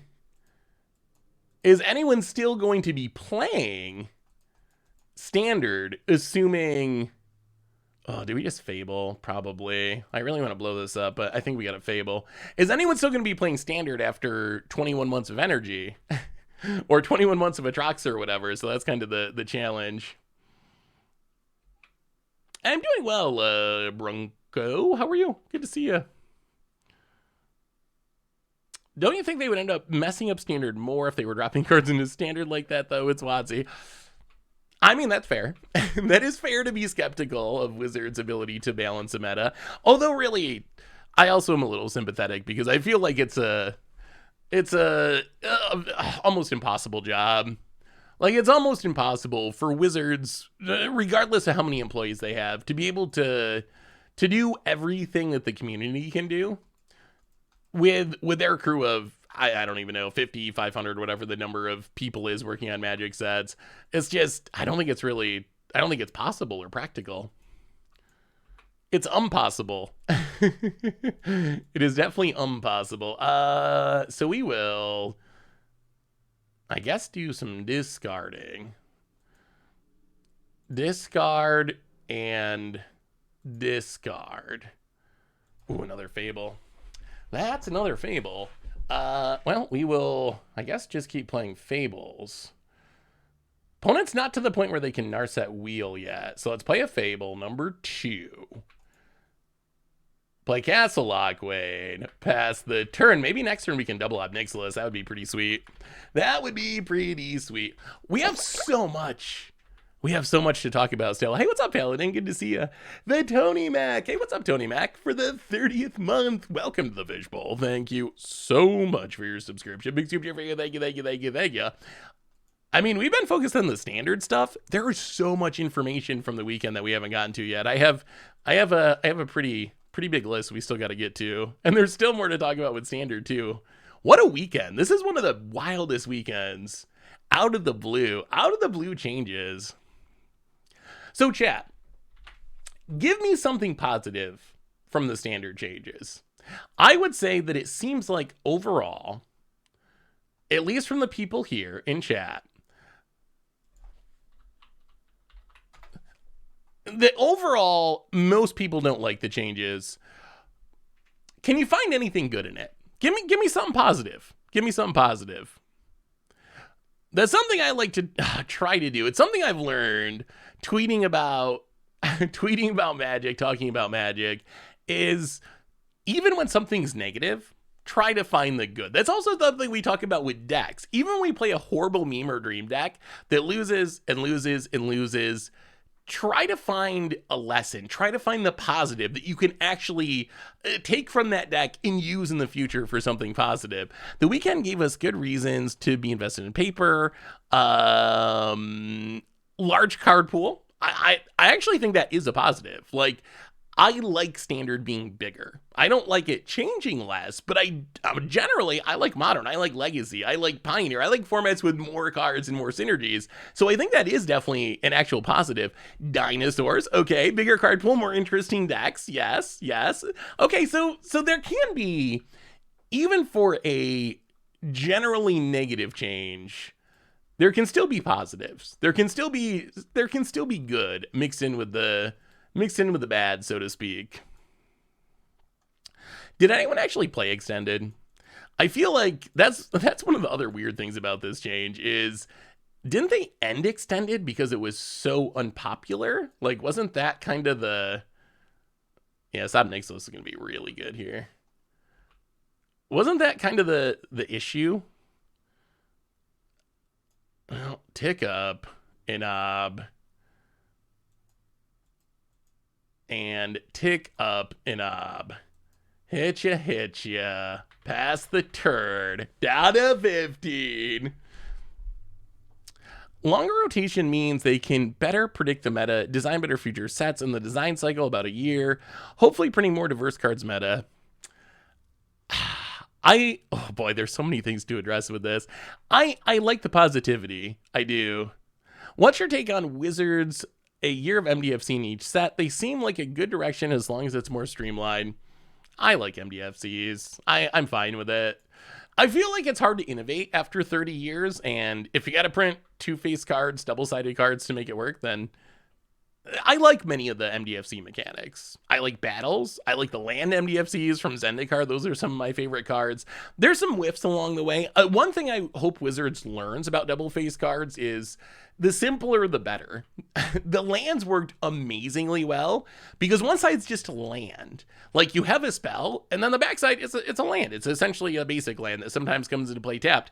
Very easy to understand. The flops of the MDFC world were like the Strixhaven Deans, where it's just like huge wall of text into huge wall of text.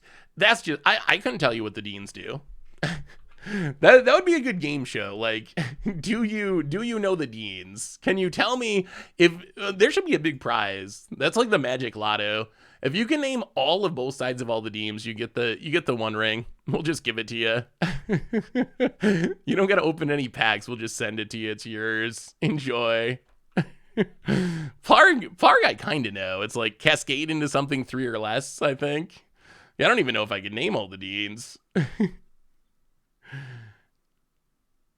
Plus, they never saw play. Maybe if they saw play, it would have been better. Opponent's discarding cards now. Well, I think we play a Dreadhorde Butcher. Get in, hit ya.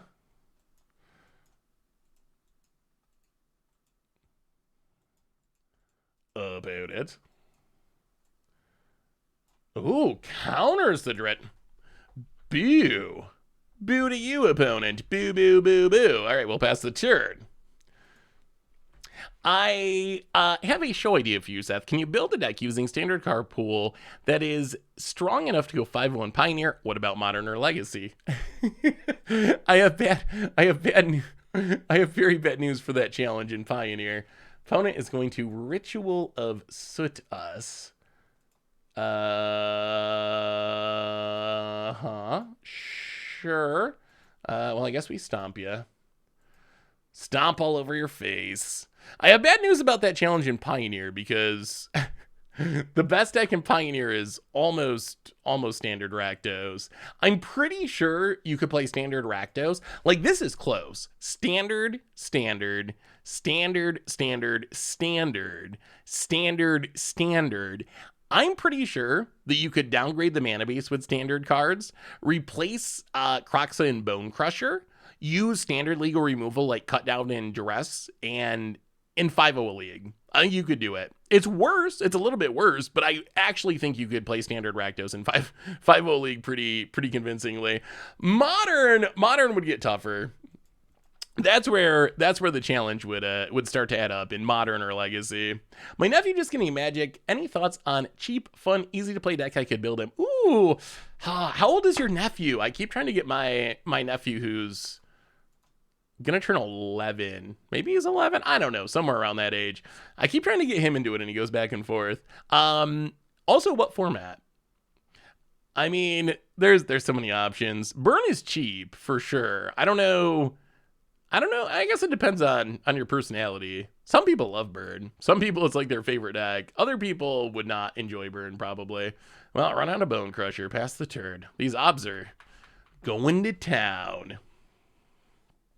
Yeah, that's what I would be thinking. Like, I remember my nephew, when I was getting him into Magic, he loved the, like, Gearhulk deck that we played, which is, I thought, like, when you make, like, 5 decks a week or 6 decks a week, some decks become forgettable. I didn't think of Gearhulks, like Mardu Gearhulks, is like a particularly memorable, long-lasting deck. It was a fine deck and a fun deck, but it wasn't one I went back to. For some reason, he loved it, just like the big creatures and splashy things happening. So I would probably be looking for something like that.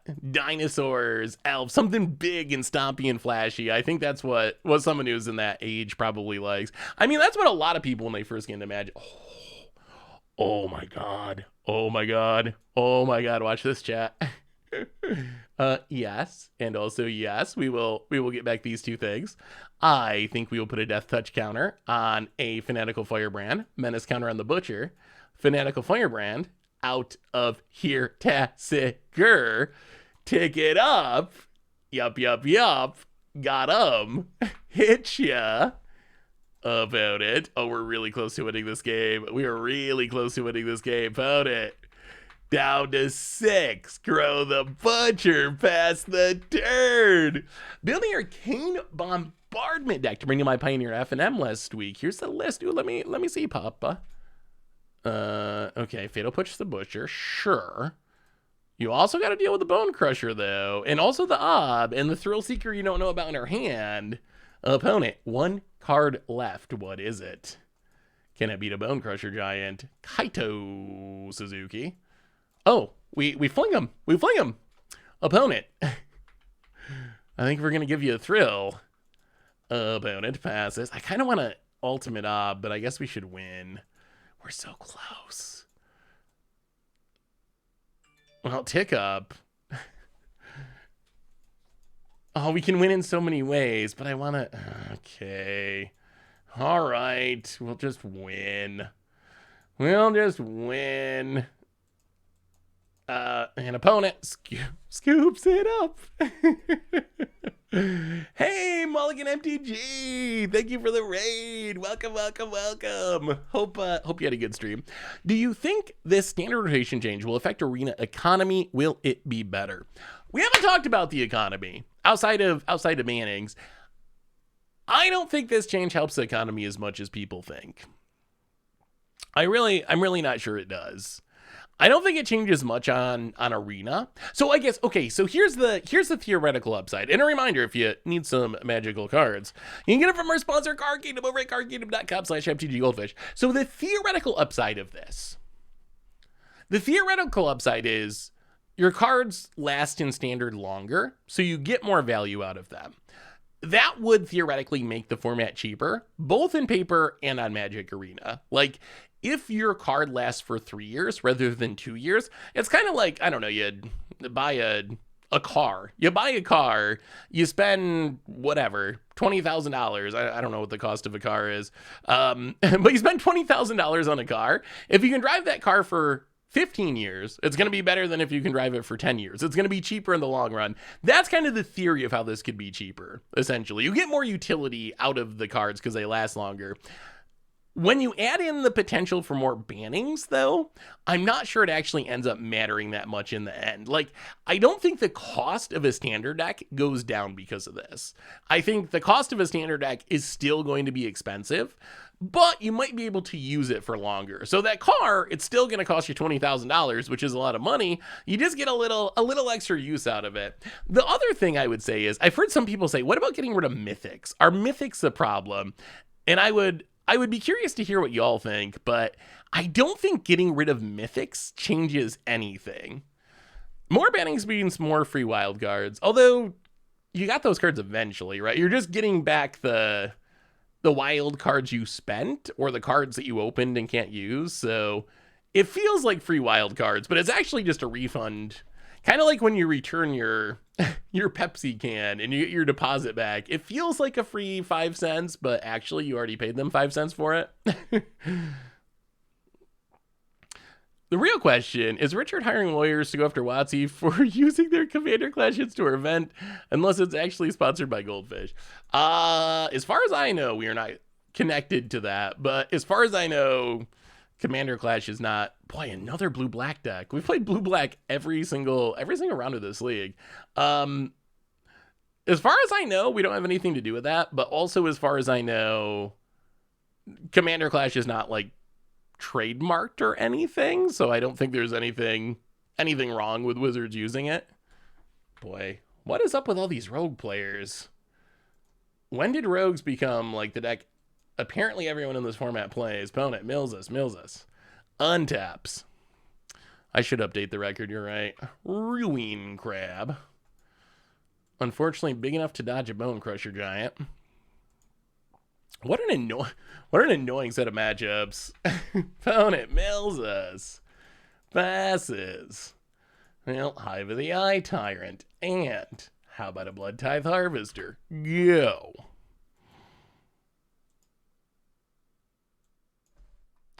And opponent has a Fatal Push. Opponent mills us with the Ruin Crab. Down to 43 cards. Opponent passes. They are milling us right into these lands now, aren't they? Well, we will. How about a Bone Crusher Giant? How are we feeling about that, opponent?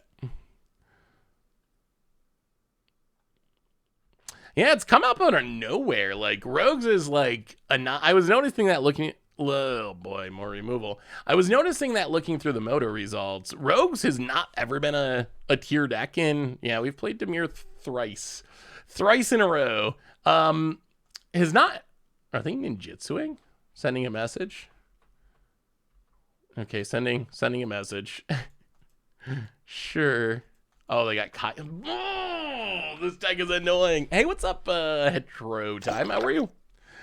MS Mall, welcome to the Fishbowl. Thank you so much for your subscription. Big super for you. Started my last semester at nursing school. Congratulations. Almost to the end. Almost.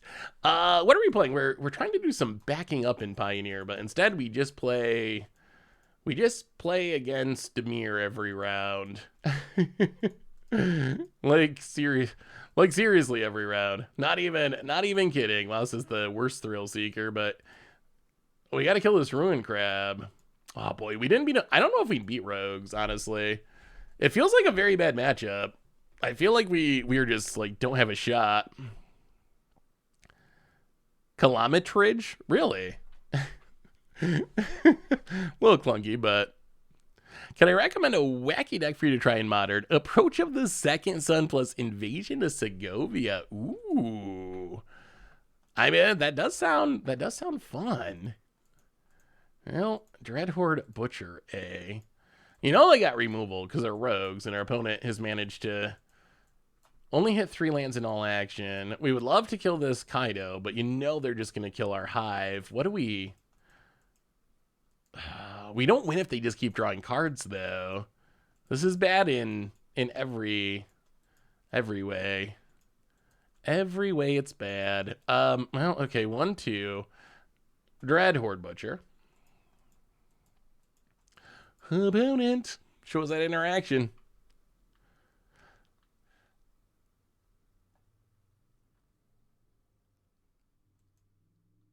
Ooh, Saltai Rogue sounds kind of spicy. Well, Dread Horde Butcher. Attack the Kaido. Opponent. Kills the Dread Horde Butcher. Well, we did assume they had removal. Snipe the Ninja. Play the land. Kaido's a really good card. That's the other thing about having cards like Fable in Standard, is you don't get to see other cards. Like, Kaido would see so much more play if Fable didn't exist, because Kaido's really good. Like, that's a strong Planeswalker. It just doesn't get to see play because Fable's just, like, absurd. I've been trying Invasion of Segovia with Opposition in Legacy. Oh, Opposition is one of my favorite cube cards. As far as content goes, I think one thing that might happen as a result of all this is there might be more Legacy on the table. Oh, Kaido. Well, all right, we'll play the Urborg. We'll play Jagatha. Except we need to tap red mana. Kinpan on time. Well, run up Big J. Free 5/5. Pass the turd. Can we kill a Kaido? But then we might get more Legacy out of this. Especially if they don't ban things in Standard. Standard, oh my god. Really got to do some bannings of things. Opponent. Fairy Mastermind. Untap's gonna keep drawing cards with this Kaido that is... How is our opponent only drawn 3 lands? I guess they discarded 1, but there's gotta be lands in that deck somewhere, right? How about one set in, one set out at a time like Brad and Nelson suggested years ago? It would change the format every set, keeping 3-year life for each set. I think it's a cool idea, and I think it's an idea that would work well for me and you. My concern is, and this came up a little bit earlier, but my concern would be how could people keep up with it? People already struggle to keep up on what's in Standard. Oh no, not the best time to draw double lands. People already struggle to keep up on what's in Standard currently. I think that this is like just desperation mode. People already struggle to keep up on what's in Standard currently. I'm afraid that adding another level of change every couple months like that would just... That might be too much for people. That might be too much for people to keep up on, unfortunately. So that would be my one concern. I think I would like it. I would like the constant changing. I think that would be super, super fun. Opponent, of course, draws even more removal. Kaido, of course, survives somehow. Play a land past the turn. Opponent adapts. Does anyone mention the Aftermath release on Arena early once the current maintenance finishes? Really? Is that true? I thought they said... Didn't they just post announcements and said they're not releasing until Thursday? Yeah, we have only played Dimir today. Oh, that's sweet. I'm glad they're doing it early. Do you think Energy should get a bump in power? Could it come back to Standard now that this extended lifespan? The idea is really cool. Need more answers for it. Energy is just like a bad mechanic, though. Like, the problem with Energy is it is one of the most parasitic mechanics that they've made ever. Like, it really only works with other things that say Energy on it, which is not a... Oh, my goodness. Okay, this is actually starting to get, like, slightly ridiculous. Opponent has drawn so many removal. I mean, this is Curious Obsession. We're getting Curious Obsession essentially here by this Kaido, and we just cannot get rid of it. So that's kind of that would be my concern. It's just a very parasitic mechanic. Demure for days. Opponent draws an extra card. Well, I mean, I guess sooner or later our opponent will just not have any removal left because they would have cast it all on our creatures. Opponent plays a Ruin Crab so they can block and keep the Kaido. Just kidding. It's even more removal. And it's even more lands. Well, okay. We will... Oh, we can't even use the blood because our opponent will get a Fairy Mastermind trigger. Wow, this is the least fun. I'm just scooping. Actually, no, I don't want to get yelled at. We'll pass. What a miserable matchup. Could you reword energy cards to work with a variety of counters? Like ETB get an energy, but pay by removing 6 counters from among permanents to activate abilities. Maybe, although I worry that would just make it stronger, right? Wouldn't that actually just make it a even more powerful mechanic? And we'll see what it would be like today, but during its energy was like the broken mechanic of its era. It was over the top, super duper broken. I guess we should have played on land so we could Westville Abbey. Untap.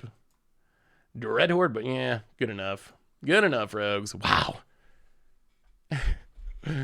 What is going on with this league? I don't think energy was broker. I mean, they had to ban a million cards.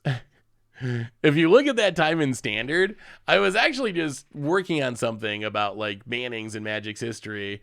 But if you actually look back on that time in Standard, it is wild, the bannings. Like, so energy comes out, dominates the format. They ban Emrakul in part because of Aetherworks Marvel putting it into play on the cheap. That wasn't the only reason. Emrakul was very strong in other decks as well, but that's part of it. So they ban Emrakul partly because of energy. Then they end up banning Aetherworks Marvel straight up.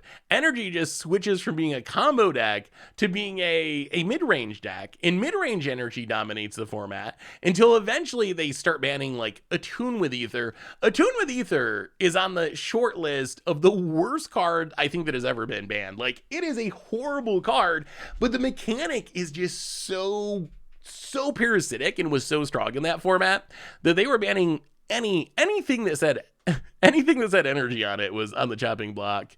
Energy does work. Yes, it is counters, so you can proliferate it. Yeah, that was... I mean, I'm not fully opposed to energy coming back.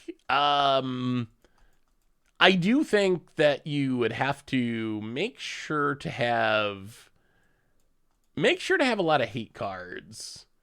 And not the, oh, we printed it 21 months later. Like, one thing I wish Wizards would do more is print hate cards in the same set. Print it in the same set. Don't print the hate cards 18 months later, 21 months later.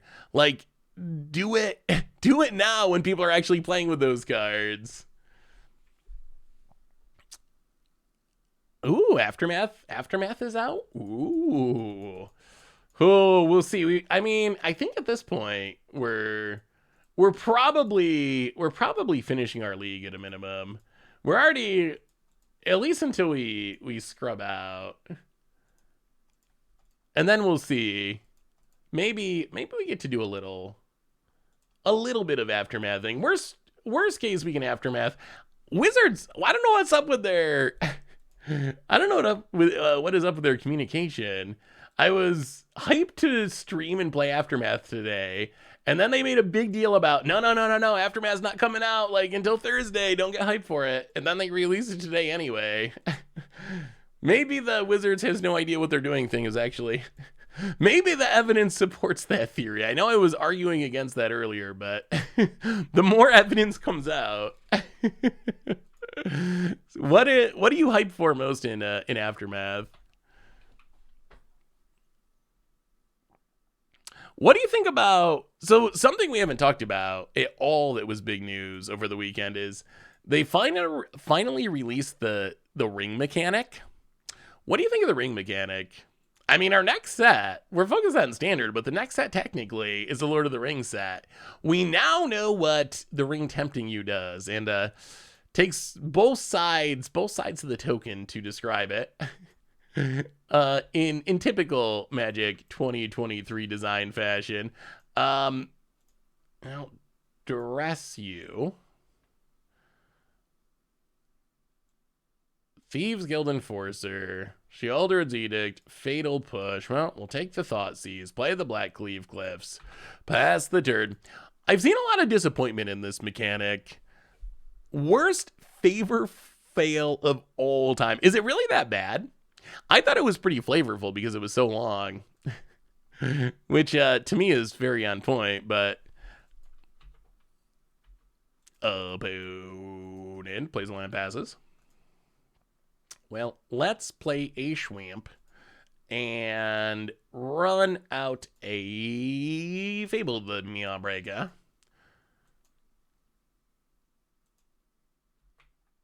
And get a Goblin. And opponent runs out Thieves Guild Enforcer to mill a couple cards. Sure. And then Fatal pushes a Goblin. Sure. Well, I mean, opponents, they're getting low on cards. We have an answer to the Thieves Guild Enforcer. I mean, so discounting the flavor issues, which it seems like everyone thinks that that the One Ring is pretty bad flavorfully. What do you think about power level? It's not very strong, right? People are disappointed because it's a strong mechanic. Legit, everything people are questioning about it would make it worse. Yeah, I mean, it seems like a fine draft mechanic. I would give it that. I don't think we're gonna loot anything here. No sense in filling the graveyard for the rogues. No, we will not use the ability. We'll play the land. We'll play Fanatical Firebrand to snipe the Thieves Guild Enforcer. And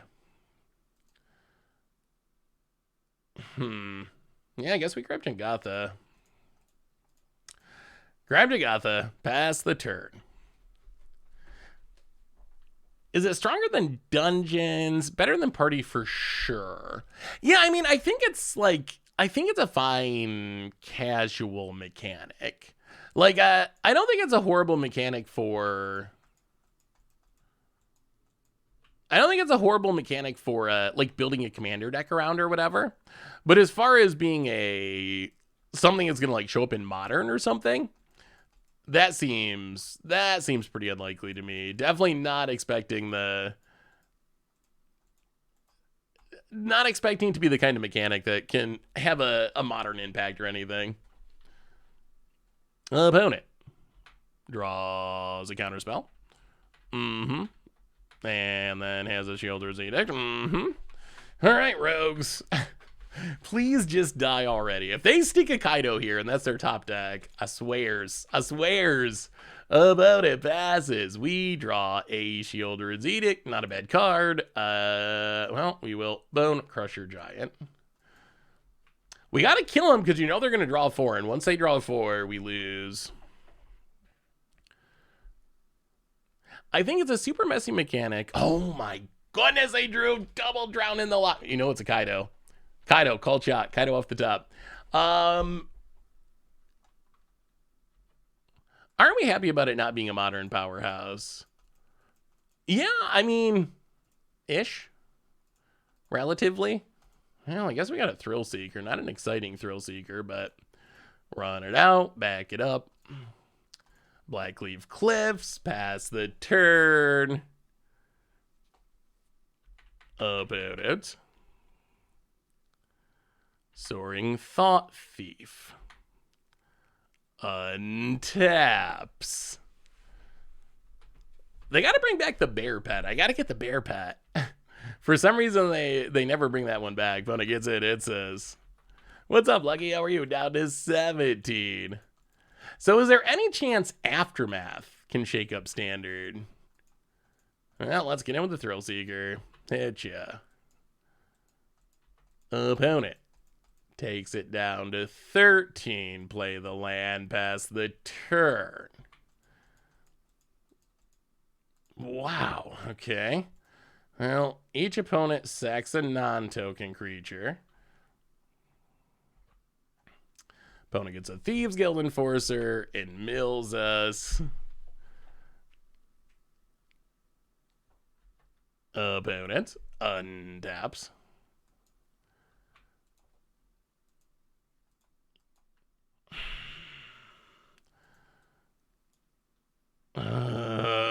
Alright. Boy, brutal. Kill the Thieves Guild Enforcer. Opponent passes. We draw even more lands. Well, play Big J. Are there any planeswalkers in Lord of the Rings? I don't think we know at this point. Opponent untaps. Fabled Passage. Action. Action, please. Action. Well, Dreadhorde Butcher is kind of action. That's something we can attack with at least. Dreadhorde Butcher. Go to combat. Swing with both. We got to kill him before the card draw comes. Get in. Oh, it's another removal spell. All right. Yeah. Well, hit you to 12. Hit you with Jengatha. Down to 7. We need 2 turns.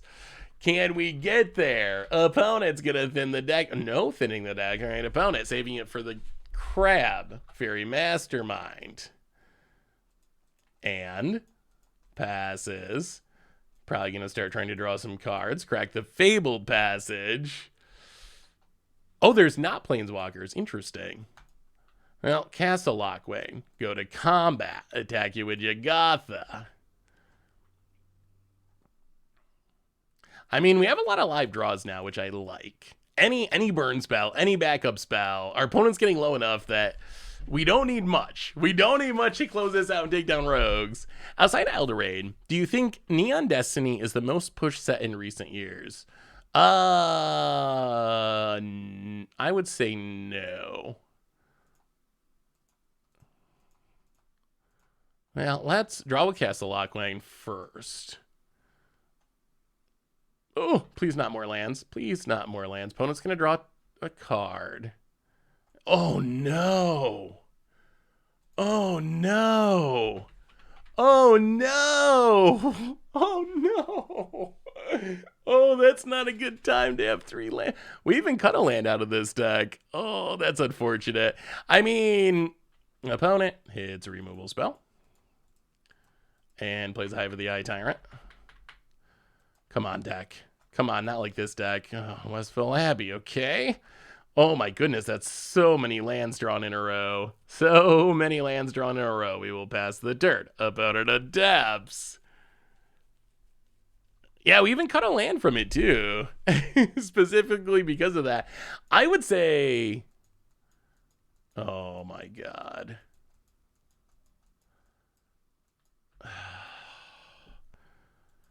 Wow.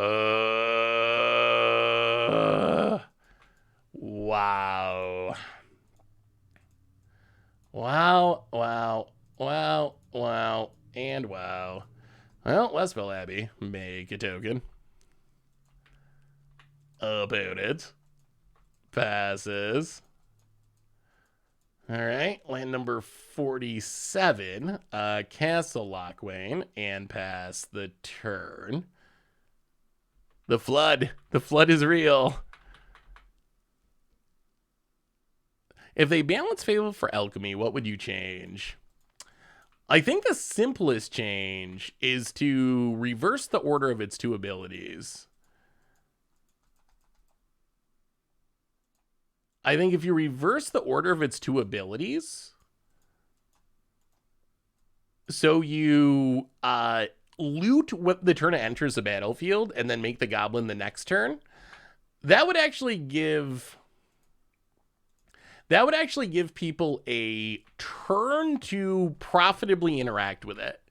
Like if it worked like that, so your opponent plays that. So your opponent plays the Fable, they get to loot. That's essentially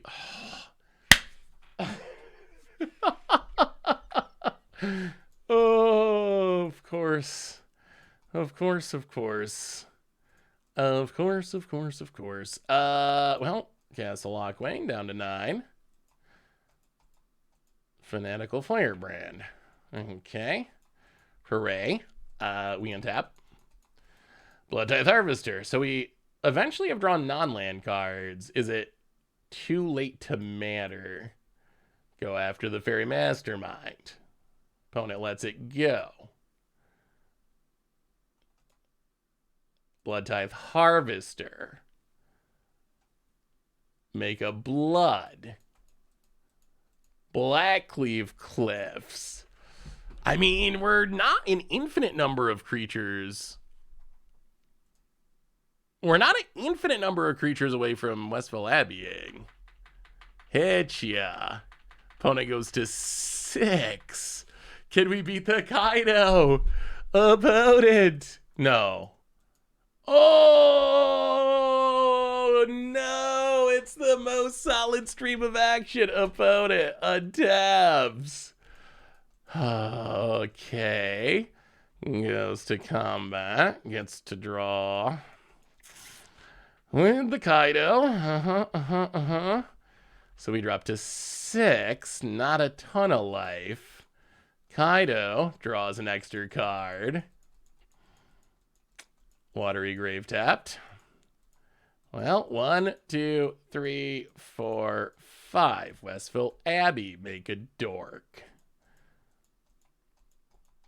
Untap. Even more lands. Discard the Blood Crypt.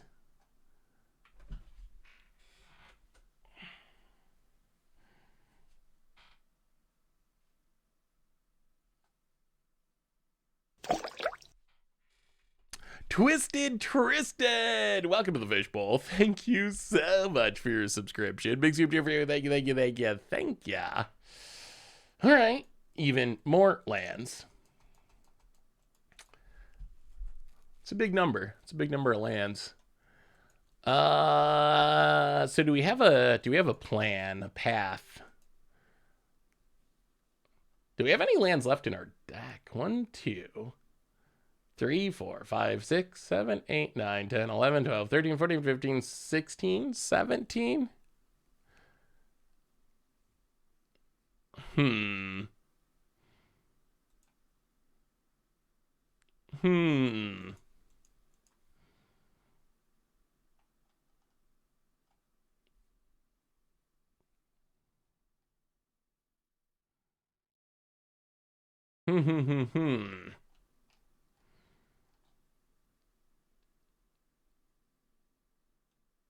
Is there any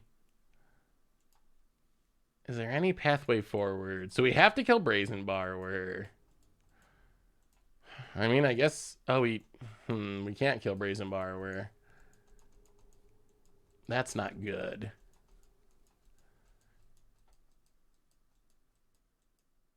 So we just have to leave our entire team back, but then we die to...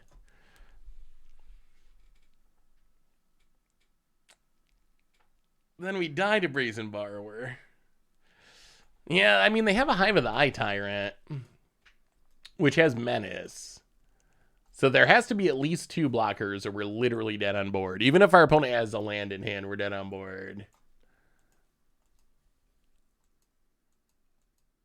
Huh. Now we cut down to 24 and added castles to help minimize the flood issue. I mean, I guess we can just draw with Castle Lockwing, and if we die, we die. We don't have a meaningful number of answers, though. There's not a lot of things that will actually do it. Well, Castle Lockwing. Okay. Bone Crusher, in theory, is one of those things.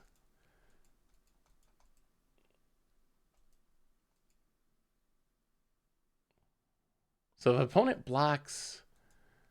Well, now I guess we just all-out attack. Go to combat. Swing with everything. I mean, this is it. This is the game all in this turn. Everything at our opponent.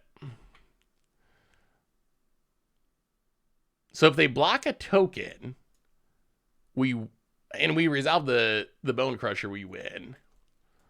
If they block Blood Tithe, then we can kill the Brazen Borrower, and we're okay. Here's the Hive of the Eye Tyrant. Let's see what they block. Let's see what they block. Oh, okay. Okay. Okay, okay. Opponent blocks. Oh no, is there a removal spell too?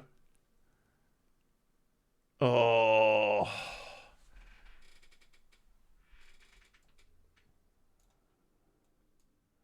Wow. Yeah, and that does it. Opponent goes to 9, and we die. All right. Yep, that is game. Well,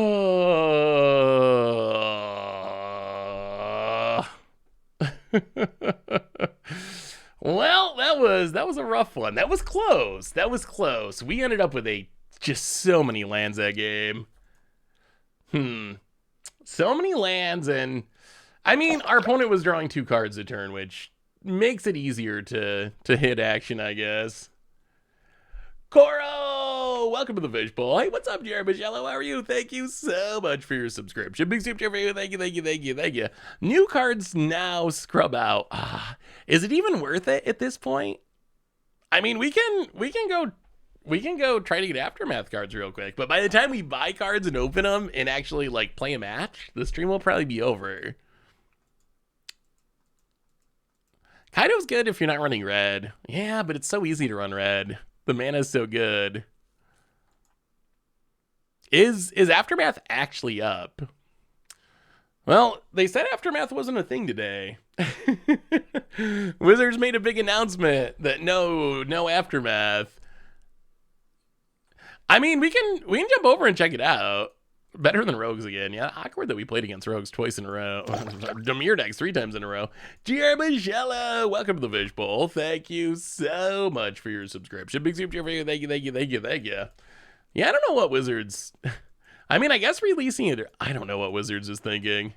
I have no idea. No idea.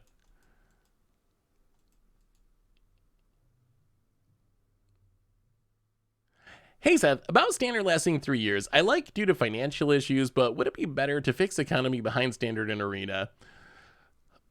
I agree. It would be better to fix the economy rather than extending Standard. I definitely agree with that opinion. Well, all right. If it's a Demir deck, we're scooping and going to Arena. Not doing that again. I want to play Omnath at Pioneer with new Nissa. That actually sounds pretty sweet. I think that's probably one of the most powerful things that Nissa can do is to snag Omnath or something similar. Like if you build your deck so you have a limited number of elementals or elves, you can kind of know what you're getting. Yeah, I know what's going on. A red card. Oh god. It's another control deck. It never ends. It never ends. Well, okay. How about a Dreadhorde Butcher? Resolves. Opponent. Going to kill the Dreadhorde Butcher. What format has the best meta at the moment? I was trying to think about that today. Like, my normal technique. So Standard, when it's broken, I just switch to another format. What's the format to switch to, though? That's what I haven't figured out at this point.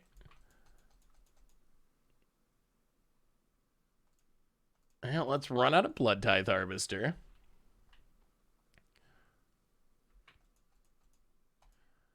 Playing the tap land. Yeah, there are a lot of standard cards, aren't there, in our deck? Legacy, interesting. Pioneer.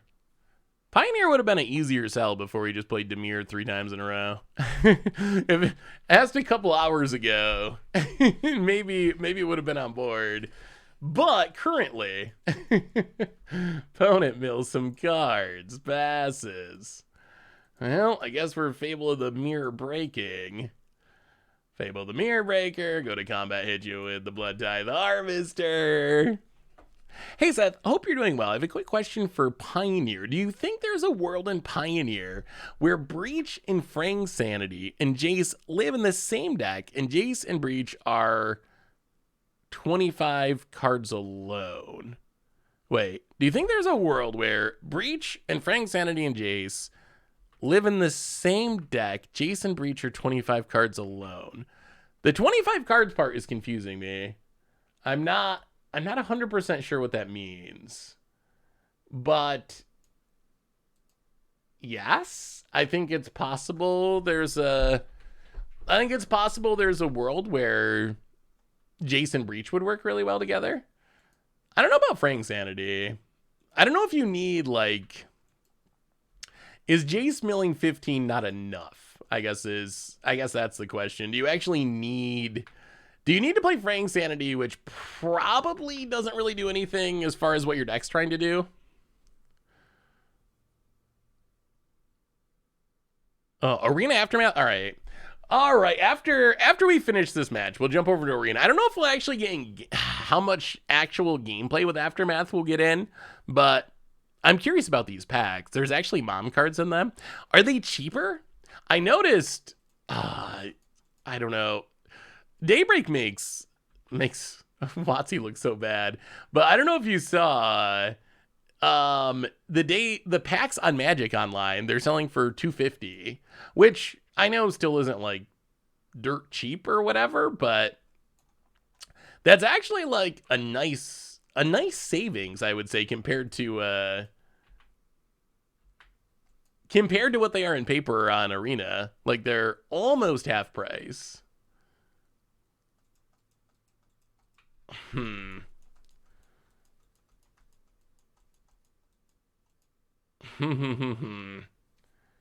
How do we not die? So opponent's got 2. I mean, we win next turn as long as we live. Can we live? 1, 2, 3. Yeah, I think we just pass. Pass the turn. Opponent untaps. I mean, next turn we should be able to have lethal here. Opponent. Yeah, Fable. It's a magic card. Chandra's Corrosive. Fable, it's kind of like Soul Ring to some extent. Would we be better off without it? Yes, but if they're going to keep it legal, you almost have to play it. Okay, Galvanic Iteration. And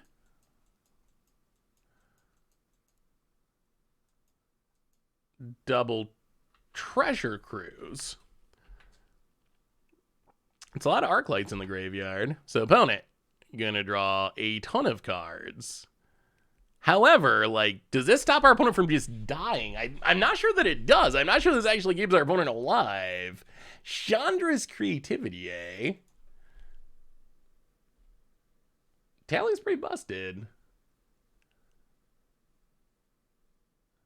That looks sweet. I like the Chandra Tribal hybrid. That looks cool. Is there somewhere I can find the Rakdos deck list? Yes. Exclamation point deck will take you to the list. Opponent's going to kill the Fable. Sure.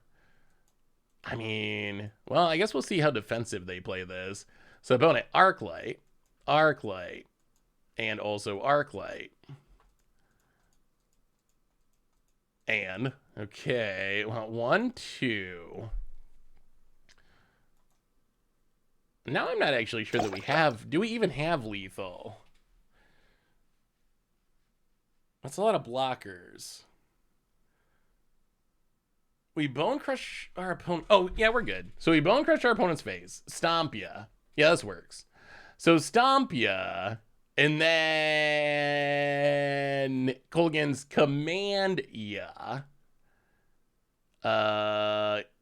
Whatever. Get back a creature to damage.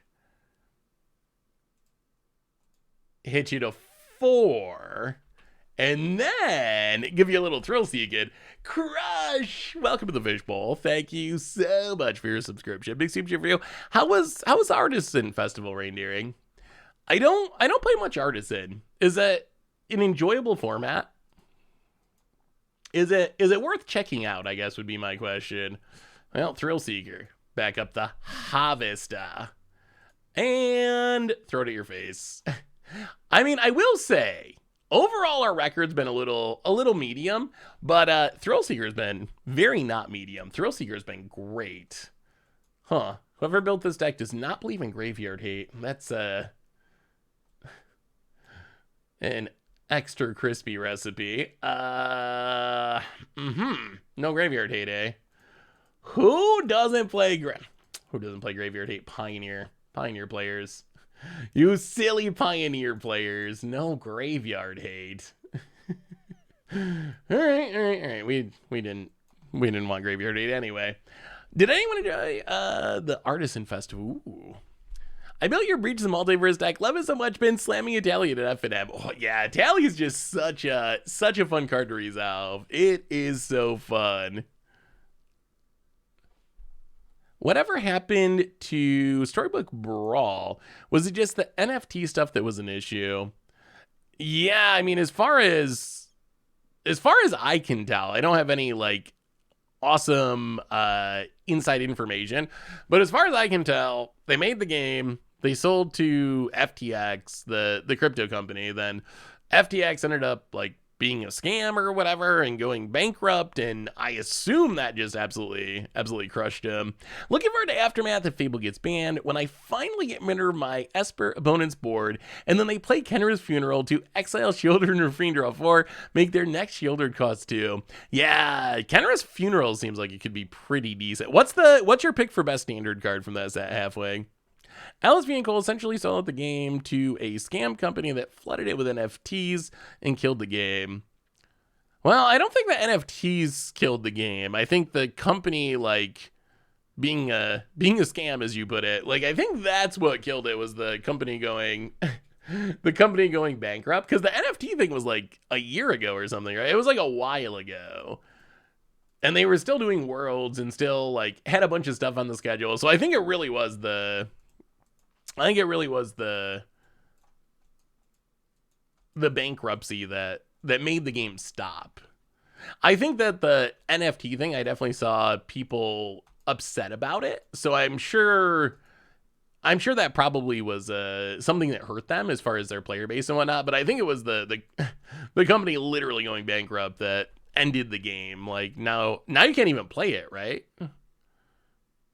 Like, I'm pretty sure either now or like shortly, the servers will not even be down.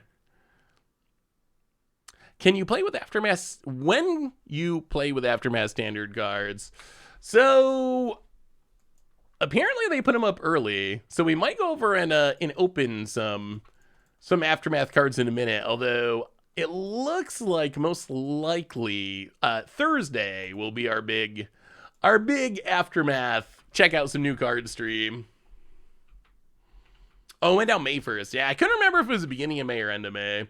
I played Storybook Brawl a lot like a year ago, but I haven't played it in a while. It was fun though. Like, I actually thought the game was fun and it had potential. So I was kind of sad to see it go, because it was actually a very, for an auto battler, I thought it was a fun game.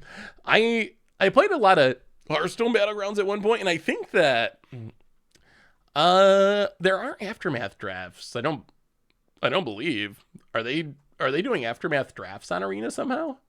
I don't think it's possible to draft Aftermath because the set's so small. 0 hype round Aftermath. I think that's mostly. Wait, how are they drafting Aftermath? I'm so confused. Oh, there's just going to be some, like, random Aftermath cards in the set? That's weird. Huh. All right, after, okay. We'll go to Arena. I don't know how many games we'll get in, but we'll go in at least. I got to open packs anyway, so we'll go to Arena and check out this Aftermath stuff. After, oh, if we win this match, though, we could still get a treasure chest. It's possible. I don't know. I didn't think it would be possible to draft it, but apparently. Funeral is probably the best if Fable gets banned. Esper isn't also taken down. Generically, probably Urborg Scavengers. I will say, I think Wizards tried to make some hate cards. Wow, it's a lot of arc lights. Yeah, this is where you wish you played Graveyard Hate Pioneer players. Silly, silly Pioneer players not believing in Graveyard Hate. Yeah, we're not beating that. I feel like there is some targeted hate in this set. I don't think it's possible to hate out Fable the Mirror Breaker. That's not how Magic works. The card it would take to hate out Fable the Mirror Breaker would be more of a problem than Fable the Mirror Breaker. Like, I don't even know what it would be. Like, 2 mana instant destroy 2 non-land permanents or something. Like, it would be something that would be just so over the top absurd. So I don't think you can actually hate Fable out of the format, but I do like some of the things I think Wizards was trying to do, like Metropolis Reformer, giving you hexproof. That prevents Invoke Despair. The life gain would be good against something like Mono Red or an aggro style deck if those decks ever emerged. So I think that's interesting. We see a lot of graveyard hate for the Atraxa strategies. We'll see. The problem is, like, people just hardcast Atraxa. It's not like the format's slow enough that it's not like you got to be married to reanimating it. You just get to 7 mana off a big score and hardcast it. But like Urborg Scavengers, Tranquil Fillback, those are cards that hate on the graveyard, which seems good against the Atraxa strategies, the graveyard strategies. So I do like what I think Wizards was trying to do with this set. I do not like the price of this set. I don't especially like the flavor of the set. I think that doing the legendary creature theme is just so weird these days. Like, it's it cracks me up thinking about it. They're like, who's it gonna be big? We got, Aftermath, this is the end of March of the Machines. This is gonna, change everything flavor-wise. This is such a big deal. And then you finally get to it and it's like, haha, the secret is more legendary creatures. Guess what, guys? we decided to make more legendary creatures. Whoa. Innovative, WotC. Legendary, you don't say. Legendary creatures. That's a big surprise. That's a big twist. There's even more legends. Okay, fair enough, WotC. Can we beat a thing in the ice? Chart of Course is the best card here, but well, I mean, I guess we take the Chart of Course and figure out how to beat that when we deal with it. So I think that's part of why the set has not gone over that well. I think if it had was more of a rounded theme, I think that would help. So I think that's part of it. I think the biggest thing is price, like by far.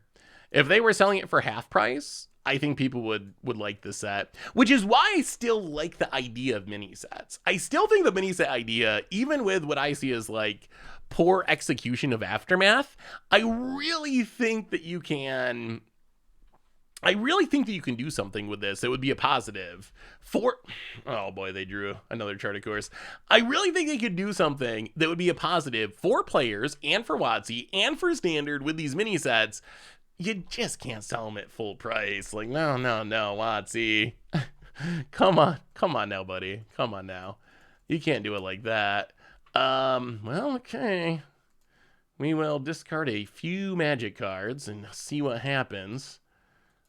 Well, we're going to empty our hand. Thought sees you. Oh, God. Opponent. Fiery Impulse. Counter off the thing in the ice, unfortunately. Well, we will take a... Boy, they're going to flip the... Well, to Arena it is. Let's open some Aftermath packs before the stream ends. I guess that's where we're at. Red Horde Butcher, bunch of hasty boys, hit you for a little, and then you flip your thing in the ice. I think if we went back to small regular sets... then mini sets to help balance would be good, but regular sets are already so big. Card bloat and standard is real. That is true. There's so many cards. How soon is Gideon Tribal defecation coming? Well, we'll do some defecating with Gideon at some point, I'm sure. I wonder what format that's best in. Modern, probably. I guess you could play it. Yeah, Aftermath. Who knows what Wizards is doing these days? They said it was today, and then yesterday they announced, oh no, we made a mistake. Sorry, we printed the wrong thing. It's not until Thursday. And then apparently midstream this afternoon, they're like, haha, we got you again. Just kidding. It's actually today. So no one, including WotC, no one, including WotC, seems to actually know when the set's supposed to go live. But apparently people are saying that it just went live on Arena in the last 20 minutes or something, so it sounds like they ended up putting it up early. Well, go attacking. Yeah, I mean, we're about to die, and then we'll go crack some Aftermath packs. Opponent kills Red Horde Butcher, ping ya. Down to 15, get a counter, pass the turn. Well, maybe backup is more of a limited only mechanic. I thought they would put out more stories about Aftermath. So far they only have 2. I'm pretty sure that's it.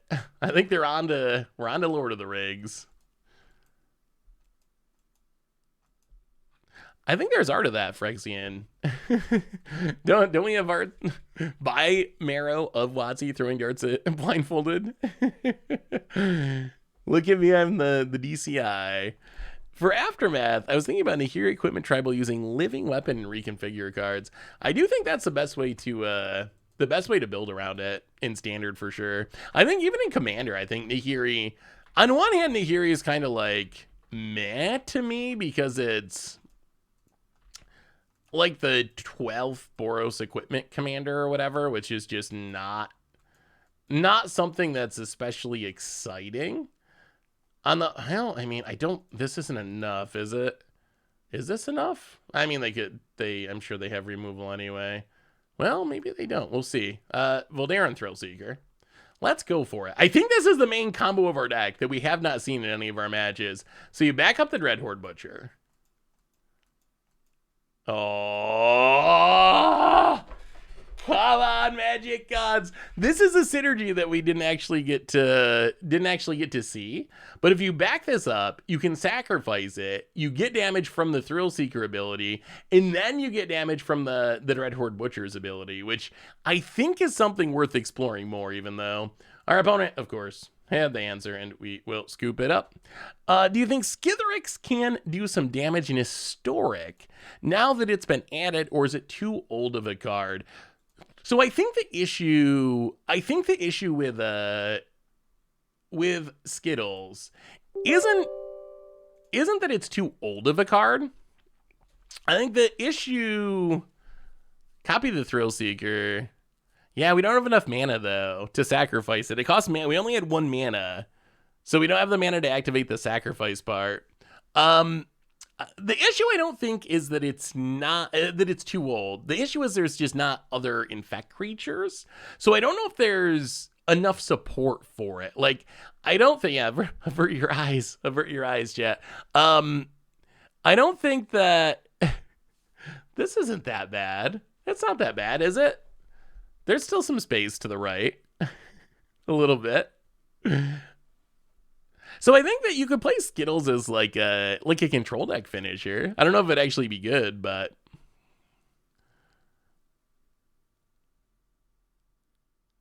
I love the desktop JPEGs with the green screen. Yeah, I think Vince made me take those for YouTube thumbs are the worst. Seriously. I hate the make a silly face and a YouTube thumb. YouTube. Why? Is that a phone number on your hand? It is, yes. If you call it, the person who's supposed to be fixing my car is going to be probably not happy. The internet is fast. Yeah, is it? I guess it's like decently fast-ish. Hey, what's up, Dandy Floss? How are you? Wow, how are they doing Aftermath Limited? Has anyone actually done a draft? I don't understand how you... They must just be... They're just mixing it up with March of the Machines proper, apparently. March of the Machines. Wait, is this even live for me? Do we even have access to Aftermath? Oh, it looks like. Well, I guess we spend some money. What is the book? Codex of the... What is... Whoa. Whoa, whoa, whoa, whoa. Whoa, whoa, whoa, whoa. We got tutorials. This is new, isn't it? Watsy, let's see what you've been up to, Watsy. I would like to learn about formats. I'd like to learn about constructed. There are 4 main Magic the Gathering Arena formats to consider when creating or importing a new deck. Standard is Magic's flagship format, most widely sanctioned format that levels out organized play. It's comprised from cards from the last year or two that haven't rotated. That's not true. You made yourself a liar, Wadsy. From the last year or two that hasn't rotated yet and is in the same format where you played on Magic Arena or in tabletop paper cards. Rotation is meant that is usually every year, where older cards rotate out are no longer legal, while new cards can still be played. That way the format's always fresh and new strategies and discoveries are always happening. Oh, this is like the this is like the most idealistic view of Standard. It's always fresh. New things are always happening. Rotation. Usually every year. Alchemy is a rotating format similar to Standard, except for one key difference. Players can also play with digital cards not present in paper! Exclamation point. This could be cards from Standard that have been rebalanced to allow for new strategies, or even entirely new cards released with each set's Alchemy drop. These cards do things on Magic Arena that aren't possible in paper, and might have you approach the format differently. That, combined with our ability to balance cards that aren't seeing a lot of play, or too much play, makes Alchemy the ever-changing format. But a great place to start would be 10-card starter decks and adding in digital first cards. Okay, yeah. Oh God, Watsy. Oh, I love it. I love it. I love it. Let's open these packs. Oh, Watsy. I mean, honestly, I'm glad there's a codex in the multiverse. Like, more stuff for new players, I think that's a positive. That is a good thing. How many of these packs, how many wild cards do I have? 2 mythics, 14 rares, so not a ton. All right, well, let's get some pack cracking. I honestly don't know what comes in these packs. So if you buy 10, you get a Yariel, which is the buy-a box. I'm very curious how these packs are even going to work. Well, we might as well, let's get 40. So I have a whole playset of the Yoriels. Oh, I know, I have so many commons and uncommons, so few mythic and rares. All right, let's see how this works. So crack a pack. Oh, I see. Okay, so I mean, apparently that's how they're doing draft. So the packs appear to be straight up March of the Machines packs, because you're even getting the Multiverse Legends, but with your rare and possibly some of the uncommons being Aftermath cards. Okay. Well, I mean, I'm not going to complain about a mythic wild card, but we kind of need these cards, Wadsy. We kind of need these cards. I mean, I guess that's fine. Do you think that limited will be fun then? Like, is that something you're hyped for? All right, let's just crack these. Well, we know it works now. Yeah, it's basically like alchemy packs, except not exactly alchemy. Are we getting our wild cards build up? 4 mythics. We're doing it. We are doing it. Yeah, apparently they just added the aftermath cards early, so get them now. Well, definitely we probably won't be able to go like super deep today just because it's late in the stream. But we'll definitely dedicate Thursday's stream to checking out new aftermath stuff, and we can get in a game or two. So what are we gonna play though? What aftermath stuff? What aftermath stuff are we gonna play? That's the real question. That's the real question. Standard. You know something I'm hyped about that I haven't built that seems really fun is I really want to build.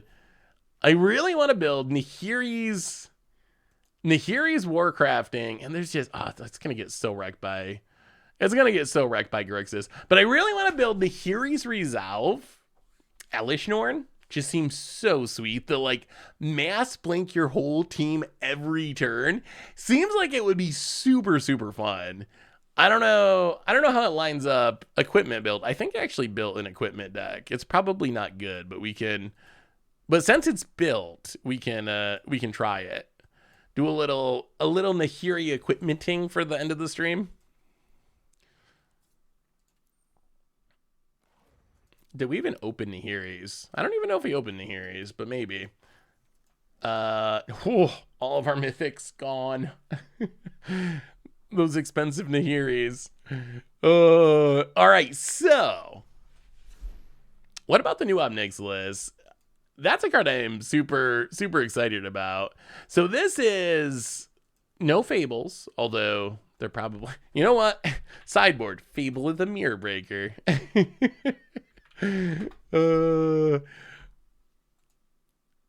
What do we want our sideboard?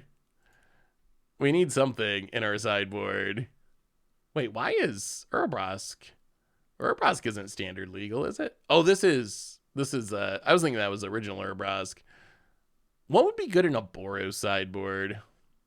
I mean, Bankbuster for sure for the grindy matchups, which is probably everyone. Bankbuster seems good. The Wandering Emperor for removal seems good. Strangle for the aggro decks seems fine. Unlicensed Hearse for the graveyard. Surge of Salvation is like sneakily one of the best cards you can play in your sideboard, I think. Surge of Salvation. Maybe a Farewell to get 'em. Destroy Evil seems decent. Seems like a pretty good sideboard card. Destroy Evil. Fateful Absence. Sure, why not? Boom. Boros equipment. Here we go. Lion Sash we got in the main deck, I think, right? Do we? We have 3. Yeah, I guess that's probably better than hers to play over the Hearse. Just play a 4th Lion Sash. All right, so the idea of this deck. This is a Nahiri equipment deck. Oh, we're a card short again. What happened to our last card? Okay, so this is a Nahiri equipment deck. The idea of this deck is we're trying to reduce... Oh, I don't see. Oh, we added the 4th to the main deck. I see.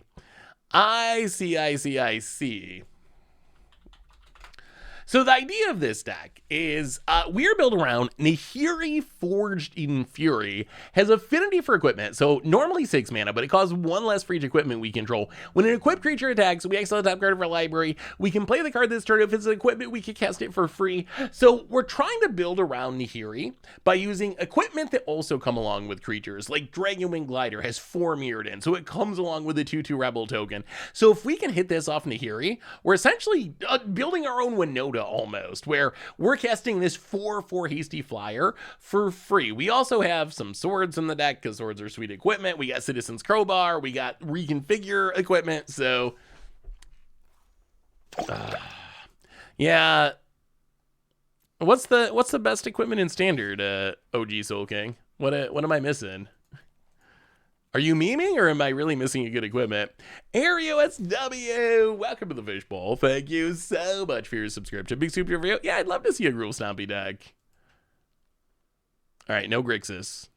No Grixis, one time. I've been having a ton of success. I tweeted about this, but I guess I should mention it here too. I've actually been crushing it with Mono White Enchantress, built around Invasion of Theros in Standard. Ooh, we even have them in hearing. All right, here we go. Off to the races. Double rabbit battery. Hopefully we find another land. Go, Energizer Bunny. Opponent down to 17. So I want to try Green White Enchantress with some of the updates too. Ah, Lizard's Blades. Yeah, Lizard Blade could be worth it. Well, Rabbit Battery. Hit ya.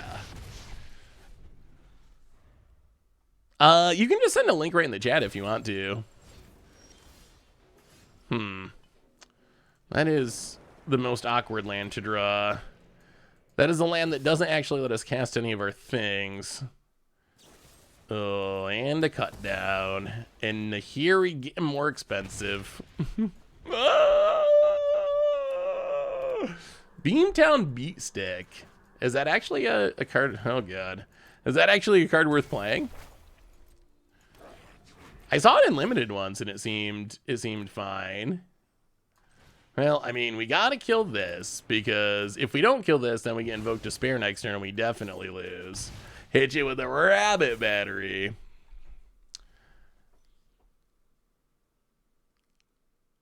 I heard in your podcast, why are these cards abandoned in Modern? You talked about Faithless Looting in the first part, but you didn't. What is your opinion of that card? I think that Faithless Looting, I didn't think it should have been banned at the time it was banned. However, I think that it may need to stay banned now. It just slots too easily into Is It Murktide? So unless Wizards is gonna start banning some of the Modern Horizons cards that are fueling the Murktide deck, I think it's probably gotta stick around, unfortunately, or stick on the ban list. It just slots into the best decks too easily. Psychologist, welcome to the Fishbowl. Thank you so much for your subscription. Big super for you. Thank you. How is Couch Cat? Couch Cat is a really. That is a legal choice. They did that to keep us from. They did that to keep us from getting into Hiri's work. Oh my God. They did all that to keep us from getting into Hiri's Warcrafting trigger, apparently. Well, all right. Show us Invoked Despair, opponent. Couch Cat is doing well. She's a tiny bit annoying, but she's doing well. Boom. There you go, Grixis, with no new cards in a year. How do you like our brand new Nahiri? Oh, God. Well, did you hit anything good? Well, not really. Actually, the best cards come from our deck, and our deck does not actually have any good cards to hit. A 6-mana 5/4 standard all-star 6-mana 5/4 legendary creature.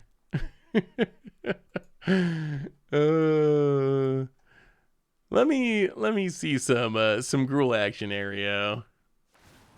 Opponent gonna do some looting. Yeah, I mean, well, okay. Boom, Dragonwing Glider. That's an equipped creature. It has haste.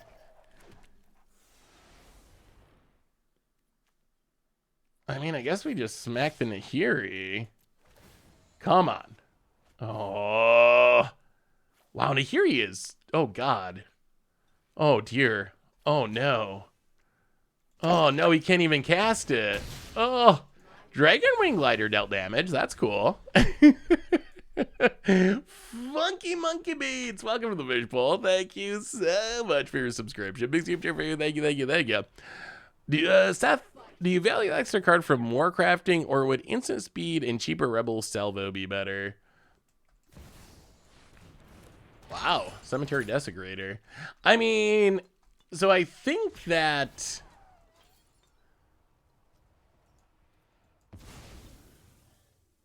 Okay. So I think that Nihiri's Warcrafting is much better overall.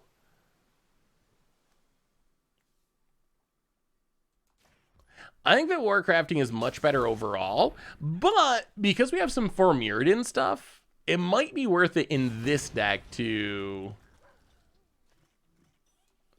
It might be worth it in this deck to go with Rebel Salvo just because of the cost reduction. But I think overall, like, if you're paying 3 mana for either of them, Warcrafting's better. I guess we'll have to get a sense of, like, how often do we actually have a Rebel on the battlefield? Is that a thing that actually happens with some amount of consistency or not really? Well, Lion Sash. The opponent's last card appears to be more removals. Sheoldred's Edict. Well, alright. Get rid of the Desecrator. I mean, somehow our opponent resolved to breach the multiverse and stole our Nahiri, and the game's not over yet. That's kind of a surprise. Opponent. This Nahiri's doing work for our opponent, though, unfortunately. Would be nice to move chat. Oh, yeah, we gotta switch to the arena setup. Gotta have the chat on the opposite side for arena. If it appears. Alright, opponent discards a land, draws a card. And ticks up their Nahiri. Well, okay. Lion Sash A. Well, 1, 2. Lion Sash. 1, 2. How good is their graveyard? Corpse Appraiser, Blood Tithe Harvester.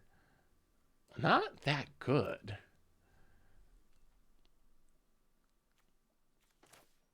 Yeah, play Jorkadine. Pass the turn. We're kind of in this game. We're kind of in this game against Grixis somehow until our opponent top decks another Breach the Multiverse and we brutally lose. But for now there's hope. Opponent loots with Nahiri. Discards a land. Draws. Oh god. Counting mana. I see the... Oh, is it a breach? Okay, Bankbuster. Better than a breach. Slightly. Opponent, Bankbuster. Draws a card. And opponent plays a land. And... Alright. Let's do some eating. Eat the Blood Tithe Harvester. Eat the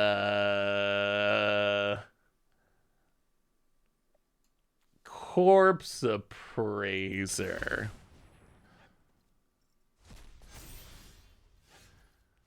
Nahiri's really strong, but this format's not much for her. Yeah, I'm afraid it might be one of those decks where, like... you're like... need to start adding Bankbusters... You need to start adding Bankbusters and Fables, and then your deck becomes a thing. Well, Jorkadine, go to combat. I guess we just go face. We're gonna ignore the Nahiri. Whether or not that's wise remains to be seen. Lion Sash. Eat a Cruelty of Gix. I mean, we're all in. We are all in. We are committed to the Lion Sash. This is some damage, though. This is some damage. We are dealing some damage. Our opponent still has top decks to just absolutely ruin our day, but get ya, hit you for 10. Yes. Opponent down to 5. Here we go. Don't top deck that breach. Don't top deck that breach. Opponent. This should be an alchemy deck. Ooh, what would you get from alchemying it?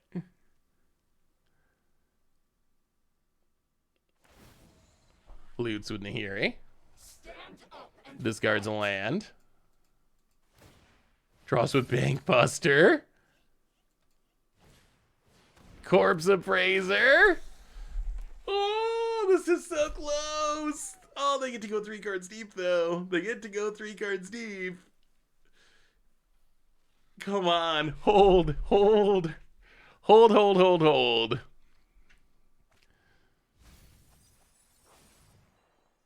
Seth, if you add 7 TV to your channel and fill your 600 free emote slots, I will use those 600 emotes to spam nonsense in your chat.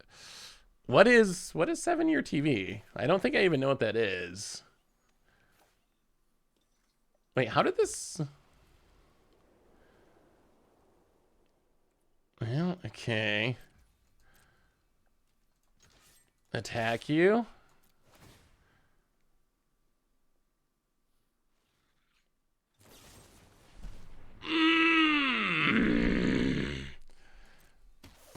Opponent finds removal.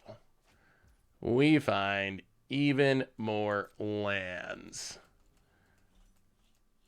Well, maybe we should have moved it over to try to avoid it. Oh, we got so close. Well, play out past the... Well, equip the Lion Sash. Pass the turn. Opponent untaps. And top decks a tally. A tally. What has this been into?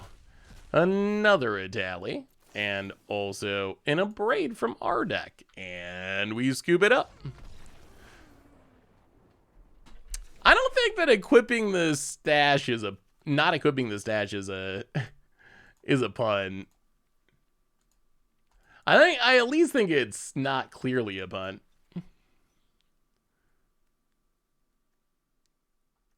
Hey, what's up, Atari? How are you? Well,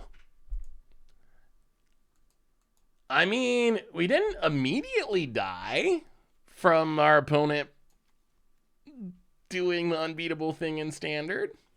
That's the thing about Grixis, is it's a little sneaky in the sense that it's not like Splinter Twin where you're just all of a sudden like, oh, I'm dead. Although really, we were probably dead the turn they cast the Breach. We didn't realize it for another 5 turns, but that is probably where the game actually ended.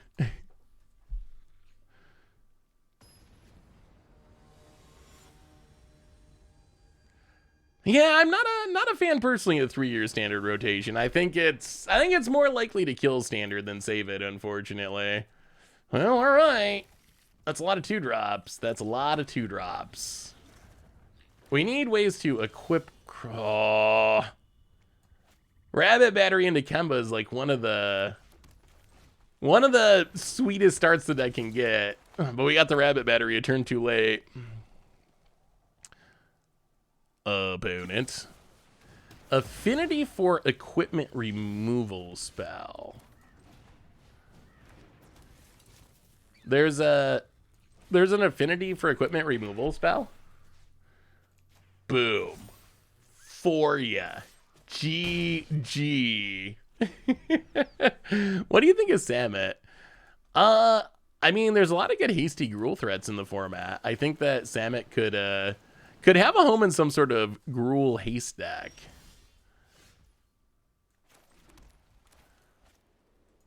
So close, Nahiri, so close. Well, go attacking. Opponent kills the Kemba.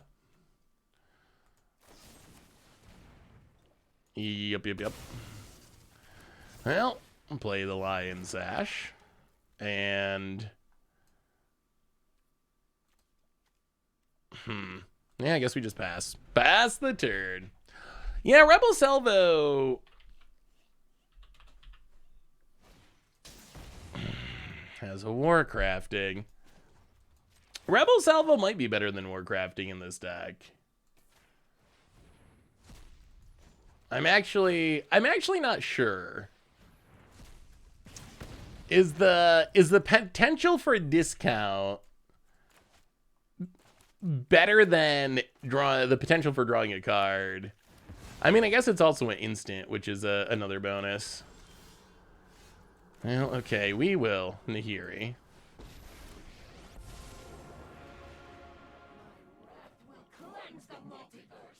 Well, let's do some looting. Discard the Abrade. It's been hard to really reduce the cost on this Nahiri. If this is a 5-mana 5/4, it is not even a little close to being a standard card. There's gotta be some way of getting it down quicker, I think. Like, it's so much mana. Too much mana. Well, okay, Forge, Nahiri.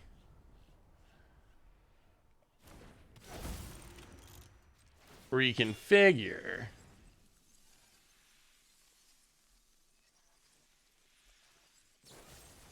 And opponent has a Braid. Well, okay. Take up on the Blood Tithe Harvester. Pass the turn. Opponent. Yeah, no Bone Saws. There's no... I don't believe there's any 0-mana equipment. Fable the Mirror Breaker. It has affinity for equipment. Yeah, that's what I'm saying. Like, we're playing an equipment deck, and it's still costing 5 mana or 6 mana. Yeah, this one's over. Yeah, we're paying a 5er. We're playing an equipment deck. That's what I was trying to get across. We're paying an equipment deck, and Nahiri's still costing that much mana, which is concerning as far as Nahiri actually being good in the format. You can draw with Nahiri when you're Hellbent. Yeah, and even the card draw mechanic is hard to make use of. Yeah, it's going to be interesting. Yeah, Fable the Mirror Breaker, I guess that's probably the card that you got to put in.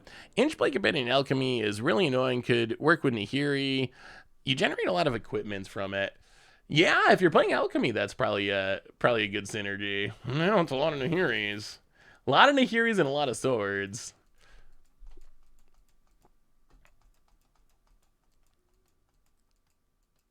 Wait, what are we talking about, a Megastar? I'm so confused. I'm confused by the chat.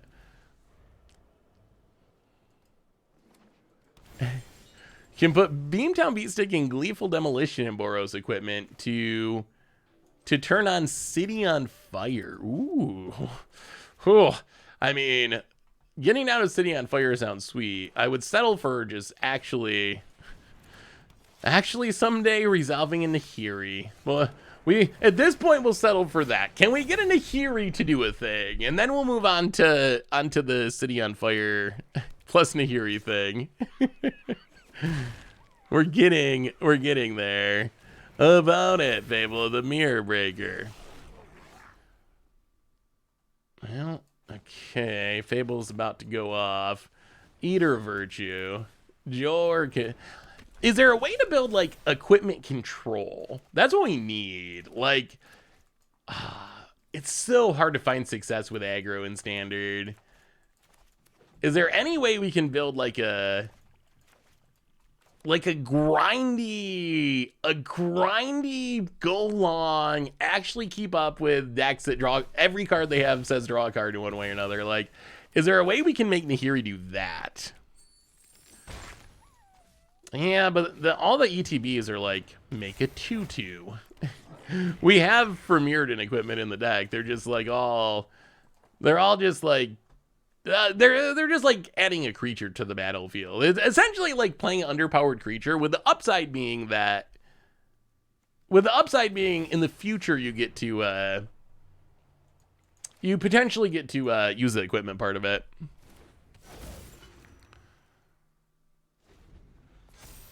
Opponents.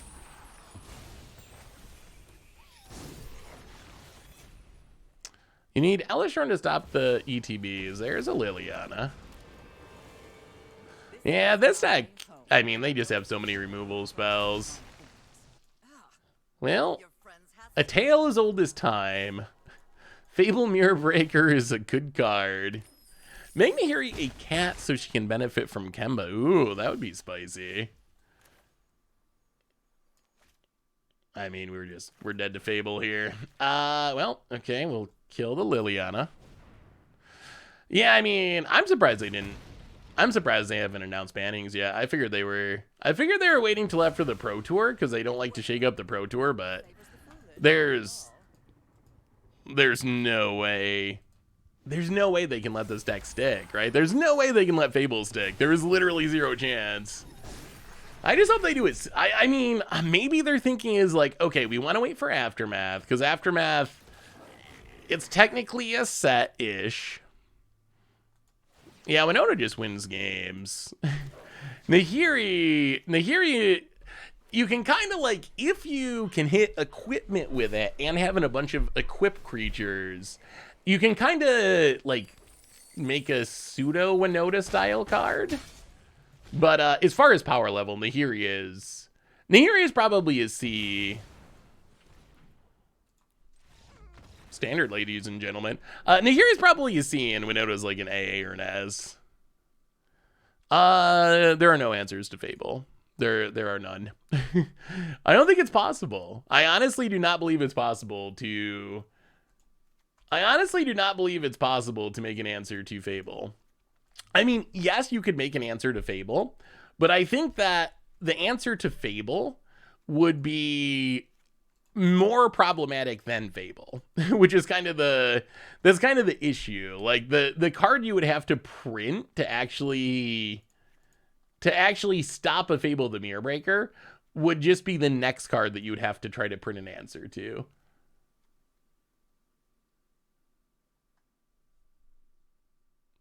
Yeah, I mean, counterspells are an answer to anything, but they're also only in blue decks. So that is true if you're playing a Crim deck. Like, but that's, I don't even know if that's actually really like counts as an answer, because isn't that an answer to everything? Like Black Lotus, Oko, like name something that's broken. And if you have counterspell or Force of Will or whatever, like that broken thing will not do its thing.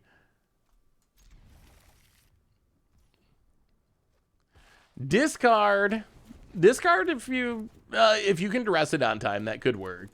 I mean, the issue is really when it hits the battlefield, there's no way to cleanly answer it. That's the problem.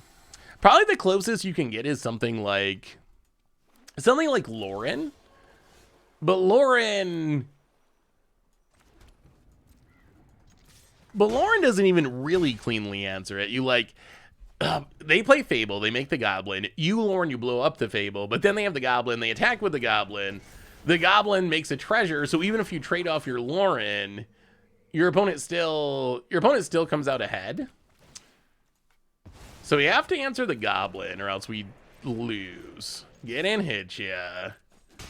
Opponent down to 16. Opponent.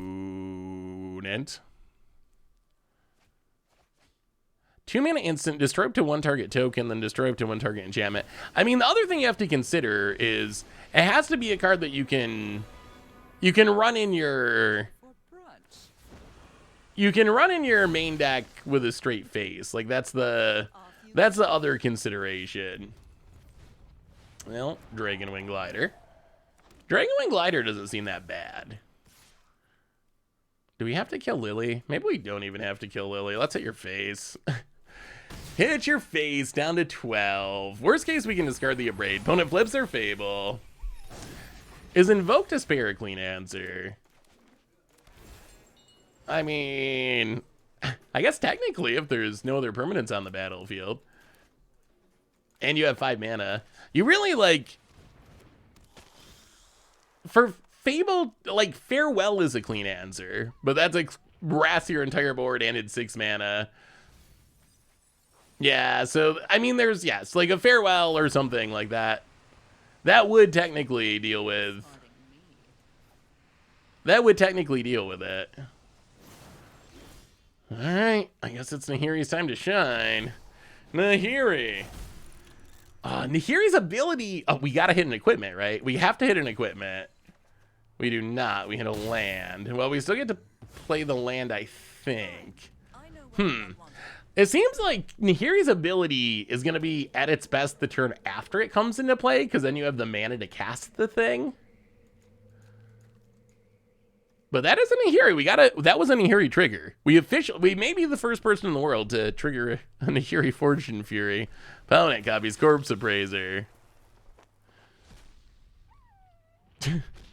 Yeah, Invoke's pretty busted at 5 mana. 3 mana Invoke would be, oh god, that 3 mana Invoke would be worse than Fable. Oh my god, that card would. I mean, 5 mana Invoke's pretty absurd. All right, here's the Invoke. There goes our board.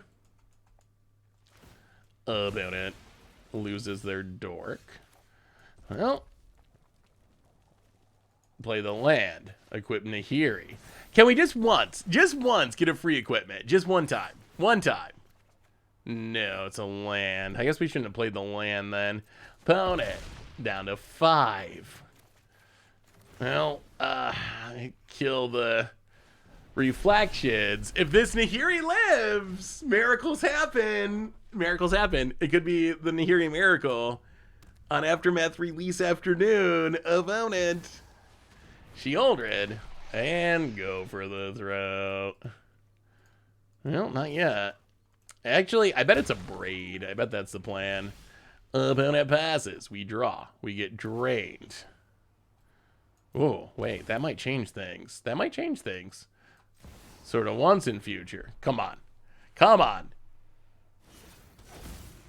Equip it.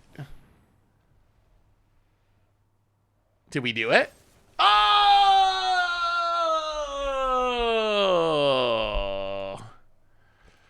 Oh, goodness. So close, Nahiri. So close. Oh, you hate to see it. Well, I mean, that's standard. Well, it'll be interesting. It'll be interesting. So I think if you're messing around with Aftermath, and we'll do a full Aftermath stream on Thursday and check out some of the new cards. Sadly, so you can see we got a lot of different synergy pieces in here. I'm starting to think that, and I hate to say these words. I hate to close the stream this way with this advice, but, and this has happened more times than you can count. I've heard some people say, I'm always disappointed. I'm always disappointed that, you know, Fable the Mirror Breaker shows up in Against Odds deck or whatever. I'll give you a little behind the scenes on the way out the door. So many of the decks that I've built over the last few months, they start out like this, where I intentionally try not to have Fable the Mirror Breaker. I intentionally try not to have Reckoner Bankbuster. I really hardly ever play Invoke Despair, even if I could. But they start out like this, and then I play a couple matches, and my opponent plays 2 Fable the Mirror Breakers and kills all my things, and I lose. And I realize, you know what? Like, you know what this deck needs to have a shot? Sadly, it's a playset of Fable the Mirror Breaker, and it's a playset of Reckoner Bankbuster. So, I don't know what these cards do with my theme. They're just like, it's like Soul Ring. It's like Soul Ring, essentially, where I don't know what these cards do with my theme. They're just like, my deck is actually like 52 slots instead of 60 slots, because there's these handful of cards that you like kind of just have to play, or else your chances of winning in the format are just way too low. And then you feel bad because, like, I want to see Nahiri do cool things, but every time I feel like I smash my head into the wall and lose to a Fable, like, I'm not seeing Nahiri do cool things. So I guess just the cost of doing business in Standard right now is, like, if you can, because you're a red deck, or even if you can find a way to add some red mana to your deck, you just kind of got to do it. So I guess this would probably be the step forward, is like figuring out a mixture. Maybe it's not full 4 Reckoner Bankbusters. I think for sure it's got to be 4 Fable the Mirror Breakers. And honestly, it kind of breaks my heart, because what I want to do, my ideal world of this is 0 Fable the Mirror Breakers and like Imagine playing 4 Sword of Fortune Frontiers and actually like having a chance to do something with them. That would be really sweet. Like, that would be really cool. That's what I would like to see. I would like to see, wow, it's a playset of Sword of Fortune Frontier going off. That's whatever, a playset of Lizard Blades going off. That's like super sweet stuff. But I feel like you just get priced into the Fables, so... Anyway, if you're ready to play Fable, if you're not red, you should play red because of Fable. Pretty much. I think that's pretty much where it's at. When was the last time Standard didn't feel like there was that way with some card or another?